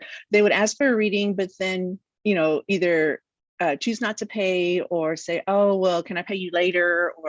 And it's been affecting business. And I was kind of wondering, where it might show on the chart that things are going to improve in that way. Cause Mm, especially with today's economy, every, yeah. every source of income is important.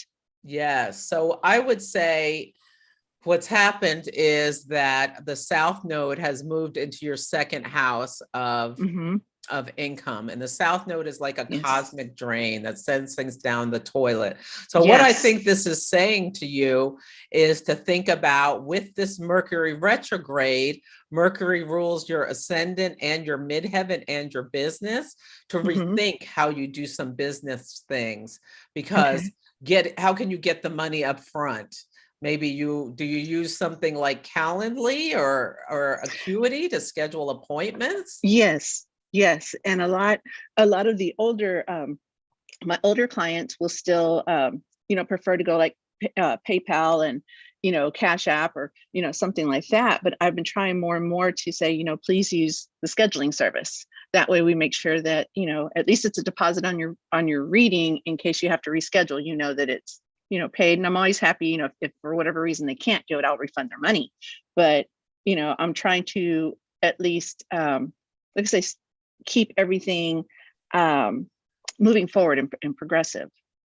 Yeah, well, I think this is a good time for you to think about how you're going to set some boundaries and some limitations with people in order to like make your business smoother and easier, in terms of, if you can, like, Mhm.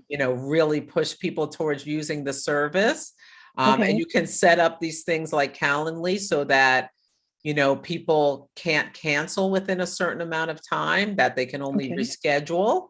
Mhm. So yeah, don't, if someone books a reading with you and they can't make the time, let them reschedule rather than going through this refunding process or things like that. It's Okay. something I would suggest to you, to think about how you can tighten up your business practices, because yes, the South Node is going through your second house. This is symbolic of a timing when there's like money flowing outward, or less Mhm. or difficulties around that.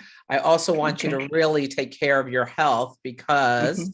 that lunar eclipse that's coming up on November Mhm. 8th is going to be Uh-huh. at 17 degrees. So the sun Ooh. will be on your sun Venus conjunction, and Mhm. the moon on your north node. So that can be symbolic of a time where you feel like extra like weak and stuff. So I want you to Yes. really work on your diet and your daily life habits Yeah. to get yourself as strong as possible before then. Okay, that's And good to know, because like I said, I've been going through GI issues for about 6 weeks and the doctor hasn't found the cause, and I'm still going through testing, but I'm looking to have a knee replacement here in October. And I'm like, well, okay, I need to make sure that my nutritional status is well enough so that I can heal, have the Mhm. best, outcome for healing. And so, yeah, that's kind of worrisome if it's gonna, I'm already feeling, depleted Uh, energetically and nutritionally, and then going into surgery. And it's been a this year has had a lot of medical issues. It's just yeah. like all of a sudden out of the blue, just Well, you're a random things. Scorpio, and the Hmm. South Node went into Scorpio January 18th. So Yes. lots of Scorpios are experiencing like vitality weaknesses, and Hmm. all you can do is like, work with the doctor. I would say, Mars is going to go retrograde October 30th through January Uh-huh. 12th. So maybe Okay. that's the time you could be recovering from your surgery, but that is not a Yes. time you want to have surgery when Mars is retrograde, because Mars rules Okay. the surgeon's hands. And when it's Hmm. retrograde, there's like reversals and revisions and like things like that. So you want to get it before then if possible, or maybe Okay. postpone it if you're not healthy enough. Yeah, But that definitely sage advice. Thank you. yeah. Yeah, but Thank you. Saturn's been in your sixth house, so that can Hmm. be a time of physical weakness. So I just think it's yeah, that really makes sense. So the sun Yeah. right now is going to go into Hmm. your first house in a couple of days, and this is really a time. The first house is the identity and the vitality.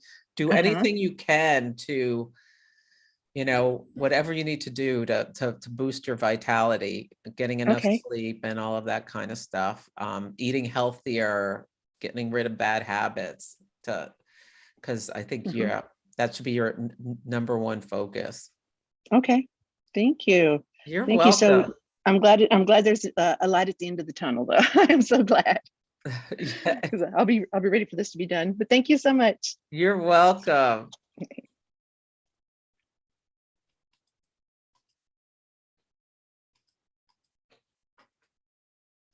Okay, Jen, who's next? Okay, next is, I'm gonna say this name wrong probably, but Chris Sol Constantaco. Are you still here? Yeah, you can just call me Chris. Chris, Yeah. perfect. Okay, Hi, Chris. I think I have her information in here. Let me- okay. Oh, you August, do?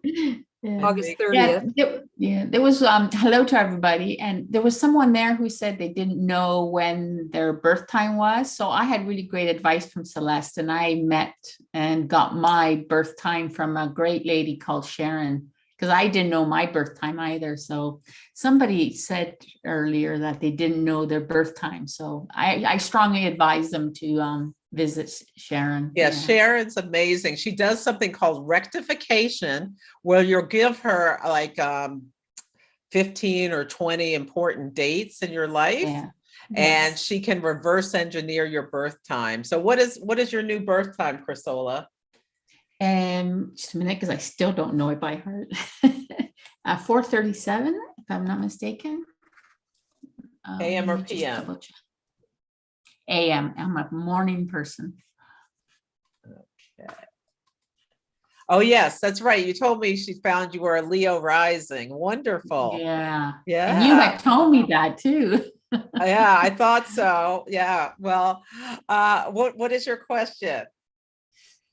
So Montreal, yeah. So I just this is all new to me. So I really had two questions. Should I worry because I don't have planets in some of the houses? No. And I just maybe I want to do your moon mastery programs, but unfortunately the time is not great for me here in the UK. 1 o'clock in the morning is not yeah, but the next round maybe. But I just find that I can't hold on to, I'm not a spender and I don't waste money, but I don't seem to be able to hold on to money. And just lately, like my father gave me some money in November and it just seems to be just going through my fingers. I just can't hold on to it. There's always something I need to pay or something I need to do that's important. I don't waste money. I mean, I don't. So I don't know. Is it in my chart? Is that how it's always going to be for me? Well, so what I see in your chart. So number one, you asked about no planets in houses. So even if there are no planets in a house, each house has a ruler, which is the planet that rules the sign on it. So like you have Libra on your third house. So Venus rules your third house, and we can go look in your chart and see what Venus is doing to talk about topics of that house.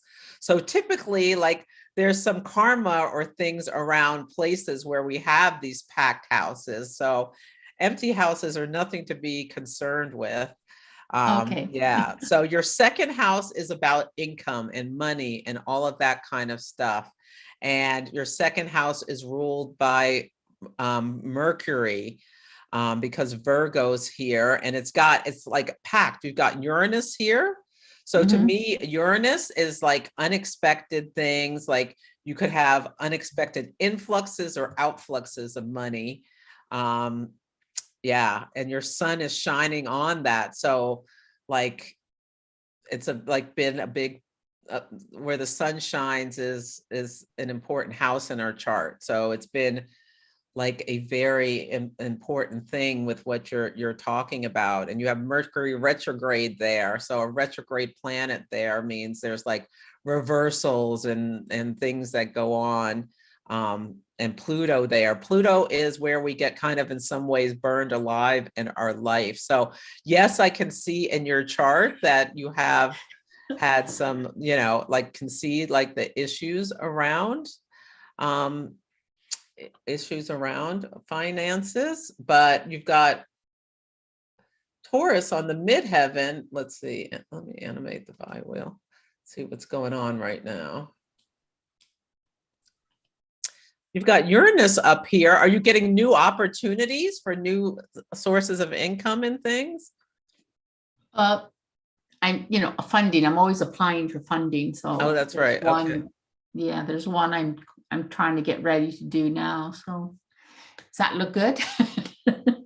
Yeah, well, Uranus can bring unexpected bounty to us. And right now, Uranus is opposite your part of fortune. So I definitely would be applying to things. And right now, Venus is in your second house for the next, until the end of the month, maybe even in a little into the next month. So that can be a good time. Or when are you applying? Are you applying within the next couple of days to something? No, I'm still waiting because it's a collaborative project that I'm putting a proposal for. So I'm still waiting for the other side, is, let's say, my collaborative part to forward me some information and their timeline and the money they need from me to do what I need them to do. So anyways, yeah, so it's just stalling all the time. It just, well, it's taking forever. So you're a Leo rising, and a lot of Leos have been having a really difficult time. You also have, this Taurus midheaven, because if you're a Leo rising, Saturn is opposing you from the 7th house of the other. So it feels like this person who you're probably trying to get stuff from keeps delaying. Yes. Feeling delays, restrictions, frustrations that are coming from outside of you. Yes. Not like, and that you feel like maybe you have no sense of control over. So so that's a difficulty. Saturn will move into Pisces. So Leos, Tauruses, Scorpios, Aquariuses will all take a collective breath. But that's not till March. So and right now it's almost exactly opposing you. So I think with Saturn, it's just like you got to keep being persistent and patient and pushing through despite the challenge outside of yourself. A nice thing is you have the Sun and Venus in your second house right now. So maybe something unexpected will come through. But should I play the lotto? I would. Okay, Chrysola, I would pay the lotto. Yes. Venus, yes. Because I don't really play that often, but okay. If I win, I'm going to send you some money. On September 13th, okay, play tomorrow. Get a ticket tomorrow. Venus is on your Uranus in the second house. That could be a windfall, an unexpected windfall. Now, it's not guaranteed, but no, but I'm going to play tomorrow. Okay. It can't hurt. It can't hurt. And yes, I hope you win. So you're fantastic. Okay. Well, it's so good to talk to you again. Thank you. Will you let us know when your next series of yes, I will. Yeah. And I'll do next time. I'll make sure I do it at a time that can be good for people in Europe. Well, no, a time that's good for you, but if any day is fine with me, but it's just that 5 o'clock US time for me is a bit too late. So a little bit earlier, like today's time is great for me. So yeah. I'll keep that in mind for the next time. Yes. Thank you, Celeste. Thank you very much. You're welcome. Thanks for coming. Okay. Bye. Bye. Okay. Okay, and I can see Shelley Honeychurch here. Shelley, you're next. Okay, Celeste. Shelley, it's Shelley. Okay. And Shelley was born November 3rd, 1969. Okay. 11:50 a.m. in Launceston, Tasmania, in Australia, which is one of my favorite places, Tasmania. Oh, really? Yeah. Oh, wow. I've been there and I love it. Oh, Are you still there? Yes, I was born here, and after 30 years, I was flipped back here by COVID. So yes. Wow. Wait, That's so- amazing. Half of Australia has never been to Tasmania. Yeah. That's incredible. Yes, my Australian friend that I was staying with saw me traveling all over. She lives in Melbourne and said, I need to do more of this. Wow, that's amazing. Tasmania's not coming up. Could it be? Let me spell it for you, Celeste. It's Launceston. It's Laun. Oh, I spelled that. Ceston. Laun what? Ceston. ZE? C as in cat. Oh, ESTON. Sorry about that. Ah, okay. There it is. Thank you, Jen. Sorry. Yeah. Sorry. Okay, Shelley, you're a Scorpio sun, Leo moon, and an Aquarius rising. Oh, how are you doing? Not great. I don't know. My first time is slightly murky, but I'm trying to get it. I'm trying to get it confirmed. Yeah. So I kind of resonated when you said Scorpio. This has been a kind of weakness, and like everything has just like crashed to a burning halt, I think, for me this year. So my question, I think similar to Chris and other people, I'm a solo mama. I run my own business, and money has just become an absolute disaster. Business, I coach women, and it feels like it's just come to a crashing halt. And it's just, I just seem to be stuck in my head. I can't put myself out there. Just so much confusion. And money has always felt like it flows in and out. I've never held on to it. I've never bought things. I've traveled a lot. I learned a lot, but it's never been a tangible thing. Yeah. And you've got, yeah, I can really feel that. So this is like the South Node. So as I said, like Scorpios are going through it, and there was an eclipse opposite your sun on April 30th.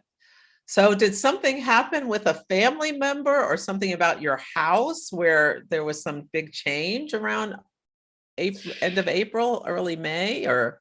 Yes, we were overseas for some time, and then COVID kind of threw us back to Australia, and I ended up I came to visit my father where I lived, and ended up being stuck because we couldn't move. And so we stayed with my dad, and he sold the house. And so we have been house sitting since then. So my poor kids have just been jumping around all over the place. Yeah. Okay, so you had an eclipse in your house of home, family, and foundations right near Saturn, and your father's actions have you got stuck there. And then you can really feel like that would have been a difficult time. You've got the South Node going through your 10th house, and the 10th house is the house of career, and the South Node is a drain. So this really speaks about, you know, the difficulties of the timing about what is going on. And you've got Pluto like dancing on your Mars. And so in the 12th house, so like Pluto like kind of burns things down to the studs, and it's like eliminates all excess. And then there's a feeling of like you need to like rebirth something. So I would say that you've got all this fixed energy, but there's this need to maybe like do some kind of pivoting or changing how you do things in some way in your job, or like how you get new clients or how you market yourself or something like that. They're like making some changes. That Mars Uranus North Node was in an exact square to your moon, and you said your father sold the house, and you're like house sitting. So can you think about how you can like kind of flex in some ways to do business differently, even though you probably don't feel like it? I mean, you probably feel low energy and stuff. Yeah, I don't feel like it, but it does feel like everything. I just need to tear everything down and start again. But what the starting again is just not coming. Like it just feels yeah. I mean, I am good at, I think, tearing things down and starting again. I've done it so if I have a talent, that's it. I've done that so many times in my life, but it just feels, it's not coming. Yeah, well, this Mercury retrograde is in your 9th house of expansion and higher learning and broadcasting and things like that. Like, trying to think what else that could have to do with so you're a coach? Yeah. Is there a sense of what I'm good at? Because that has been, I feel a bit misaligned. Well, you have Libra, you're an Aquarius rising with Libra at your midheaven. So air, both of these are air signs. So you have a talent around connecting with people. And your Venus, which rules your midheaven, is actually at home in the sign of Libra, and you have Jupiter right here. So I feel like you have the ability to really have a strong career, but like something needs to be done differently. Mercury, there's going to be an eclipse right on your Mercury, which rules your 5th house and your 9th house. I do a lot of very deep transformational work with women who have unable to hold boundaries, don't know who they are, all of that sort of thing. And what I used to do, which is, I guess, is the Aquarius, I used to work in the humanitarian development sector. So leading teams through earthquakes and tsunamis and that kind of thing. Oh, yeah. Yeah.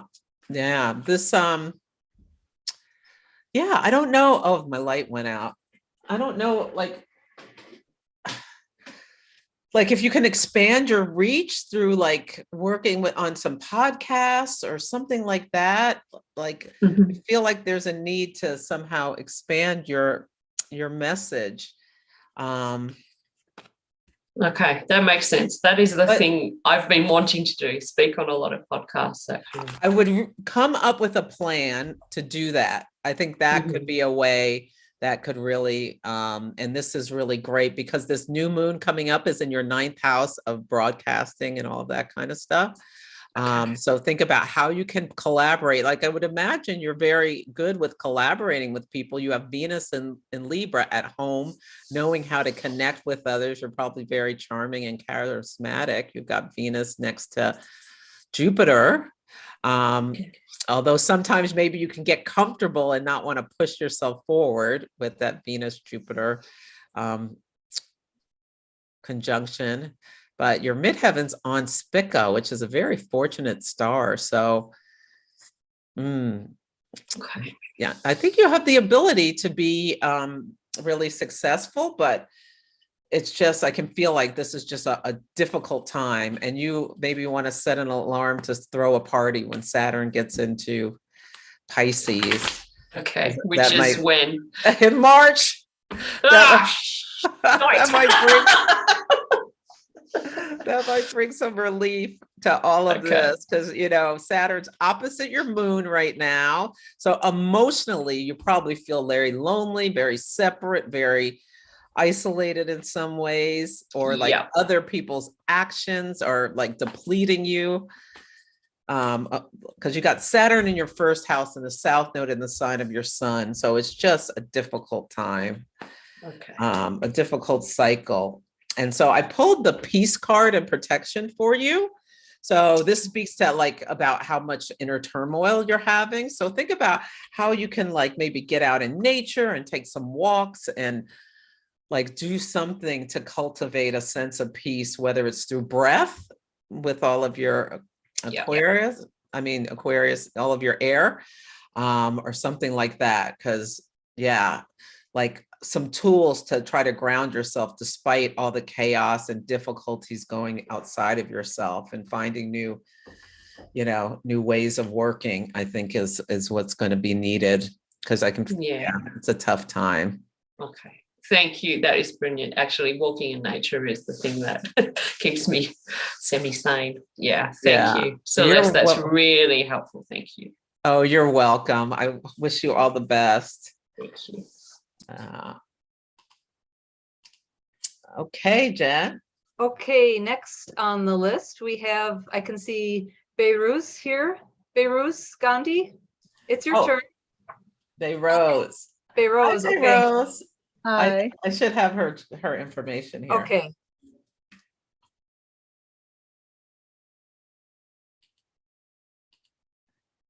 How are you? I'm good. Thank you. Good, good. Yes. Yeah. Do you have a question about your chart? Yeah, I'm just wondering how much my 12th house sun is self-sabotaging me, because I feel at the moment I've got things happening, but I seem to be sabotaging myself and I can't understand why. Well, the 12th house is the house of self-sabotage. Yeah. But you have your sun in a trine with Jupiter, and your Jupiter, when you were born, Jupiter was stationing. So this is really interesting because Jupiter is in your 8th house of deep psychological processes, and Jupiter in Taurus, you kind of, I don't know, I feel like you like things the way you like them, and like you can get really like stuck on how you want them. Is that part of the self-sabotage, do you think? No, not kind of following up on opportunities, because I can't understand why. Okay, so it's not the Jupiter, the stationary Jupiter. It's maybe your moon in Gemini, Yeah. square your Mercury in Mercury in Virgo, moon square Mercury. These are both mutable signs. Yeah. And maybe emotionally, you know what you want to do, but, or like intellectually, you know what you want to do, but your moon in Gemini does the self-sabotage where like you do things you'd rather do than what you know you should do. Is that what you Correct. have? That's right. Yeah. Yeah. Well, lists are your friends, because you know your Mercury is really strong in the sign of Virgo, but it's on the cusp of your 12th house as well of self-undoing. So it's not just your 12th house sun, your Mercury, how you think and communicate, all that stuff is also like kind of a culprit in that. So I would say one of the ways to offset that moon square Mercury is to, and it's a T square. So it's your moon is opposite Mars and they both square Mercury. So yeah, I can really feel this about how this mutable energy where you maybe just flit around and don't get what you need to get done. So how can you have some tools and accountability for yourself with lists or planning? Yeah. Or systems, or like get an assistant or somebody who's gonna do the things you don't want to do for you is another way to do things. Hire someone to do those things, or just force yourself to do them by figuring out a way to just like, you don't do anything until you do X, Y, and Z, like a top 3 list every day or something. Make it like some chunks to make it a little easier for you. But will it pass? Is it a kind of phase or is it endemic? Have you been like this your whole life? No, no. When did it start? At the beginning of this year. So the South Node in Scorpio, maybe? Yeah. Let's see. Let's see. Where's okay? The South Node has been in there for a while. The beginning of this year, the big things were Jupiter met Neptune in your 6th house. Oh, is it kind of like you just want to enjoy yourself and not really do anything? Yes. Oh, well, that may be Jupiter Neptune. Jupiter in your 6th house. You just want some pleasure in your daily life. That's going to leave at the end of in December. So maybe you'll be better after that. If not, you know, you just had your birthday, so that's a new start. So Think about Yeah. how you can think, like how you can think of, okay, this is my, it's like my reset, and we're gonna knock that off and get moving. Right. Yeah. Thank you. You're welcome. Yeah, yeah. Maybe it's Jupiter in your 6th house. Just wanting to enjoy, have abundance. So see, it is related to that stationary Jupiter. Right.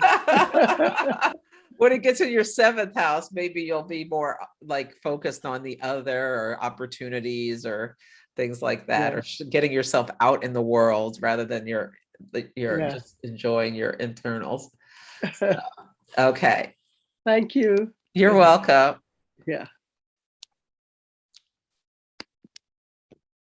Okay, Celeste, are you ready for the next person? Yes. Are we? Oh, how many more? Well, 1, 2, 3, 4. I mean, 6, 7. There's a lot. 9, 10, 9, maybe 9. Oh, I don't think I could do 9. Yeah. Let's keep going. I'll do as many as I can, but Yeah, that's a lot. that's reasonable, Celeste. You don't have to go all night. We'll get as many as we can in. Okay. The next person, I'm not sure how to say your name. FVMOUS. Oh, to pronounce my first name is Imani. Imani. And the birth info, Celeste, is July 6th, 2001 at 5:30 a.m. in Grosse Pointe, Grosse, new word, point with an E on the end. It's Michigan. Okay. And I think, did you have a question too about your sister? I think I wasn't sure. I wasn't sure if you'd also look at other people's charts, because you had a question about your sister, didn't you? Oh no, I saw. My name is spelled Imani. I had a question about. So last year, somebody told me I learned the word twin flame, and You I had a learned question. you learned what? I learned the word twin flame. Oh, okay. And somebody told me who my twin flame was, and my question is though. So me and my twin, we're just gonna call her twin flame because we have the same name, so I don't want to keep repeating my name. But I met her around July or August of 2021, and we talked all the way into October or November. And like just stop. Like after that, we stopped. During the time of when we were talking, my spirituality started to heighten. I started to get more in tune. Started to read more about spirituality. Started to, grow more intuitively and stuff like that. But I've definitely seen my life progress. But my question is, why do I still feel her energy? As if like her return is coming. Like I feel that. And I have been feeling that for the last 10 months. Her return is coming, but I just don't know when. So wait, this is someone you've been dating, and then it's kind of weird. So when we met, she was going through a divorce. So during the time when we was talking though, I had that understanding. Also, she had that understanding. But then it was like a halt. It's like a stop. Like everything stopped. We literally just said, can't compromise time right now. We have to wait. And then we both, we just, yeah. So I couldn't tell if she was a twin flame, but I could definitely tell that she was a past person because everything that we talked about always resulted in the past. So when it came to daily stuff, like our daily life, we realized that we can't like fix what we want at the same time. So we literally like dispersed. I don't know how that's literally best way to describe. Okay. So what I can see is that you have your south node right on your 7th house cusp. So the 7th house is the house of the other. So feeling like when you feel like you meet someone who feels like you've known each other in a past life or something like that, that's like maybe that you really can feel connected, but you have to be careful about self-sabotaging yourself in a relationship, or like giving too much of your power away, or or like losing yourself in relationship, because like still having some like boundaries for yourself, I think is really important. And like, I don't know when I mean, maybe Scorpio's eclipse season. So maybe around October, you're having an eclipse, a new start in your 5th house of like dating and all of that kind of stuff, things you do for pleasure, sex, fun, all of that. So that's something she could be popping back in. Now we're in Mercury retrograde right now. This is a time where often our ghosts come back, or people come back into our lives that we had relationships with, or so that's possible. But the thing is too, is I don't even know if I wanted to come back only because it's unfinished business, and as far as conversation, obviously intimacy and the love and like is definitely decreased with us being apart. But well, I don't know about this person, but so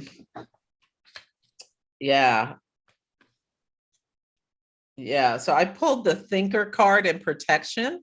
So maybe think about how you can move on is something. You're a Cancer, so you really you're really holding on to this story or holding on to this energy, even though the relationship, it sounds like, is moved on.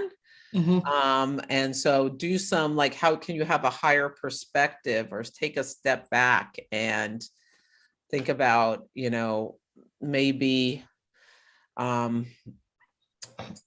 looking for someone who's available for you rather than this person who's gone, and just hoping that they'll come back.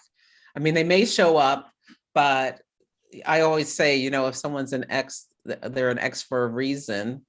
So it's kind of weird though, because the time of me meeting her, so I was social media famous on this app when I met her, and literally I treated her as if she was a fan when I first met her. Like anybody else, I treated them as a fan. But I would sit here and say that, like, she's the first person where I actually felt a woman, morals, principles, that actually made me literally delete the whole app and actually give it a try. So now that, the removal of it is crazy. It's crazy. But I have one other question about my career. I know what I like. I know what I'm good at. Like, I'm good at adjusting and doing stuff, but I don't know what I should be doing.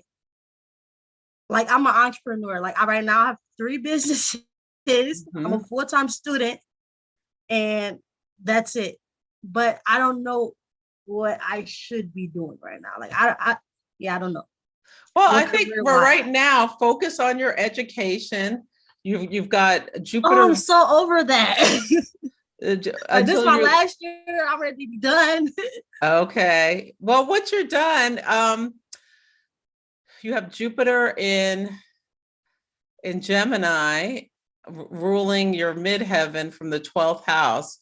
I would think you'd be really good with behind the scenes work, with helping like expansion, doing like creative things. Are you very creative?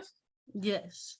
Yeah. So like like I said, I have 3 businesses. I'm a life insurance producer. I do interior and exterior painting for homes. And then I have a cooking business where I sell the back end of cooking. So cooking utensils. So, and then I also volunteer for the government and health services. So I know, like, for me, purposely, like I know my purpose in life was just to help people. So that's why the field doesn't really matter. But I haven't found that passion, if that makes sense. Yeah. Well, I think you're going to have a lot of different careers. You've got Jupiter in Gemini.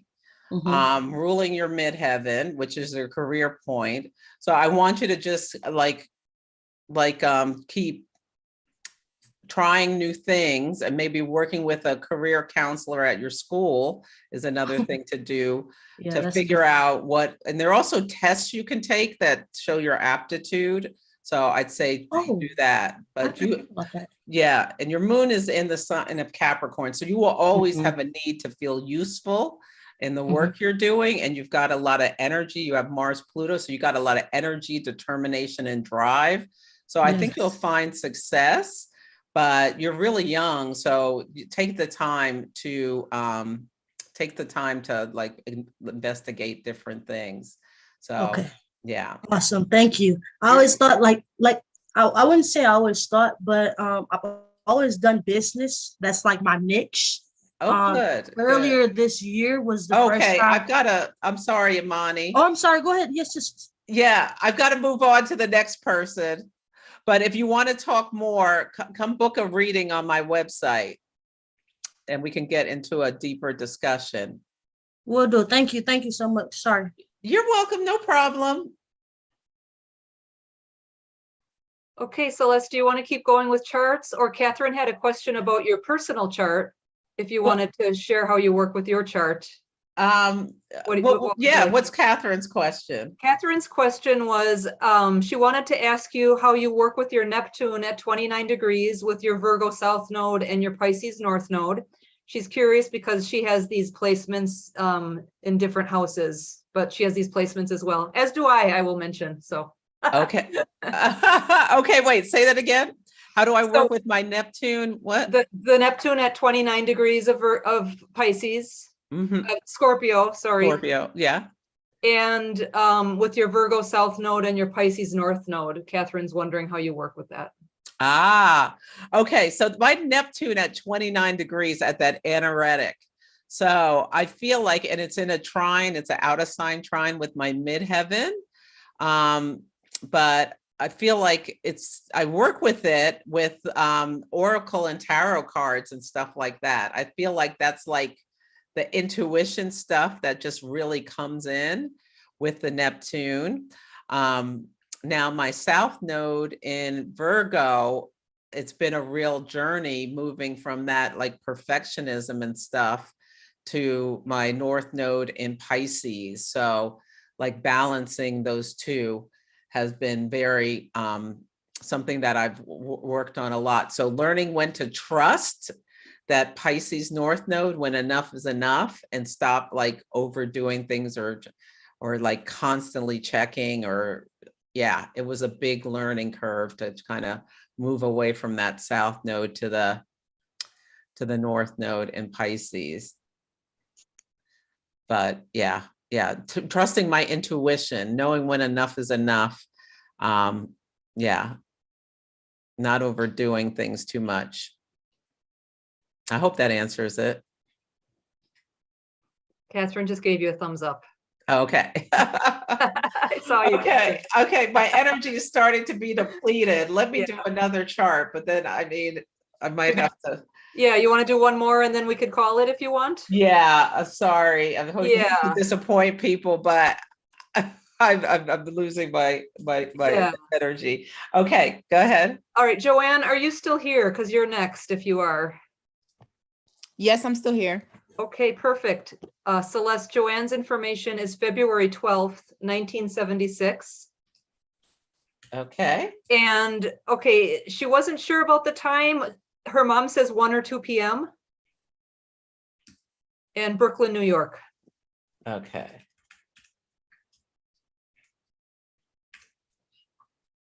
Brooklyn.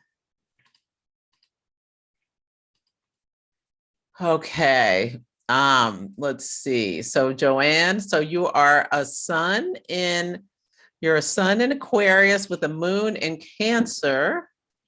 And so you don't know the time, 1 p.m.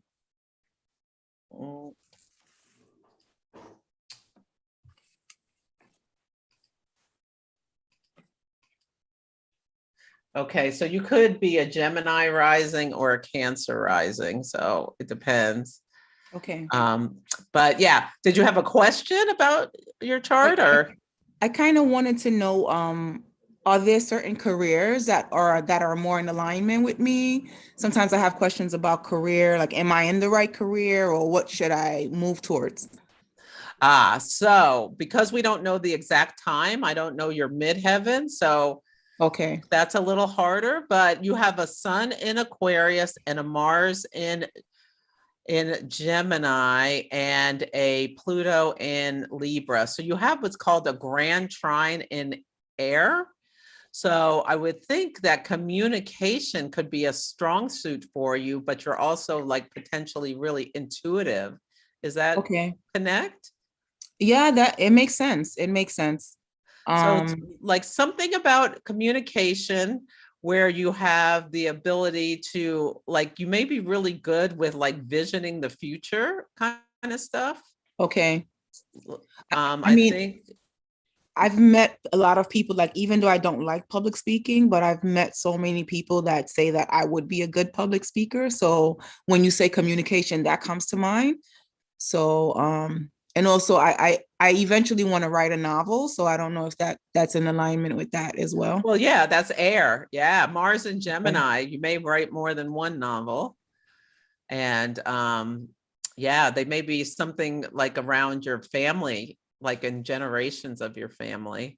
Okay. Could be something that's part of the story, potentially. And in terms of the intuition, I used to be very intuitive and then it kind of stopped a little bit. And now it's, it's getting better again. Well, I think that might be about like trusting your intuition. Okay. Yeah, that's something that you can work on, figuring out how you can trust your intuition. Yeah. Okay. Yeah. But you have Venus and Mercury and Capricorn. So I see you working like maybe for a company, although you have some leadership talents and skills. So I don't know if you want your own business, but yeah, something around communication. It can be written or yeah, it doesn't have to be speaking if you don't like public speaking, but yeah, you could be very good at presenting stuff. Okay. So, thank you. Yeah. Yeah. So, but I want you to try to trust your intuition and lean into that. Okay. Thank you. Thank you Yeah. so much. Yeah. Yeah. Okay. You're welcome. I hate to disappoint anyone, but my energy is just sapped. So I will be having a new moon webinar at the end of the month. So if people didn't get one and want one, you can sign up for that. Yeah, and that'll be on my newsletter or link in bio. But unfortunately, I've got to give myself a rest. Makes sense, Celeste. And lots of thank yous in the comments. Madison says no worries. Thank you for sharing so much with us and your energy. So oh, thank you, everyone. Okay, have a beautiful rest of the day. You too. Bye.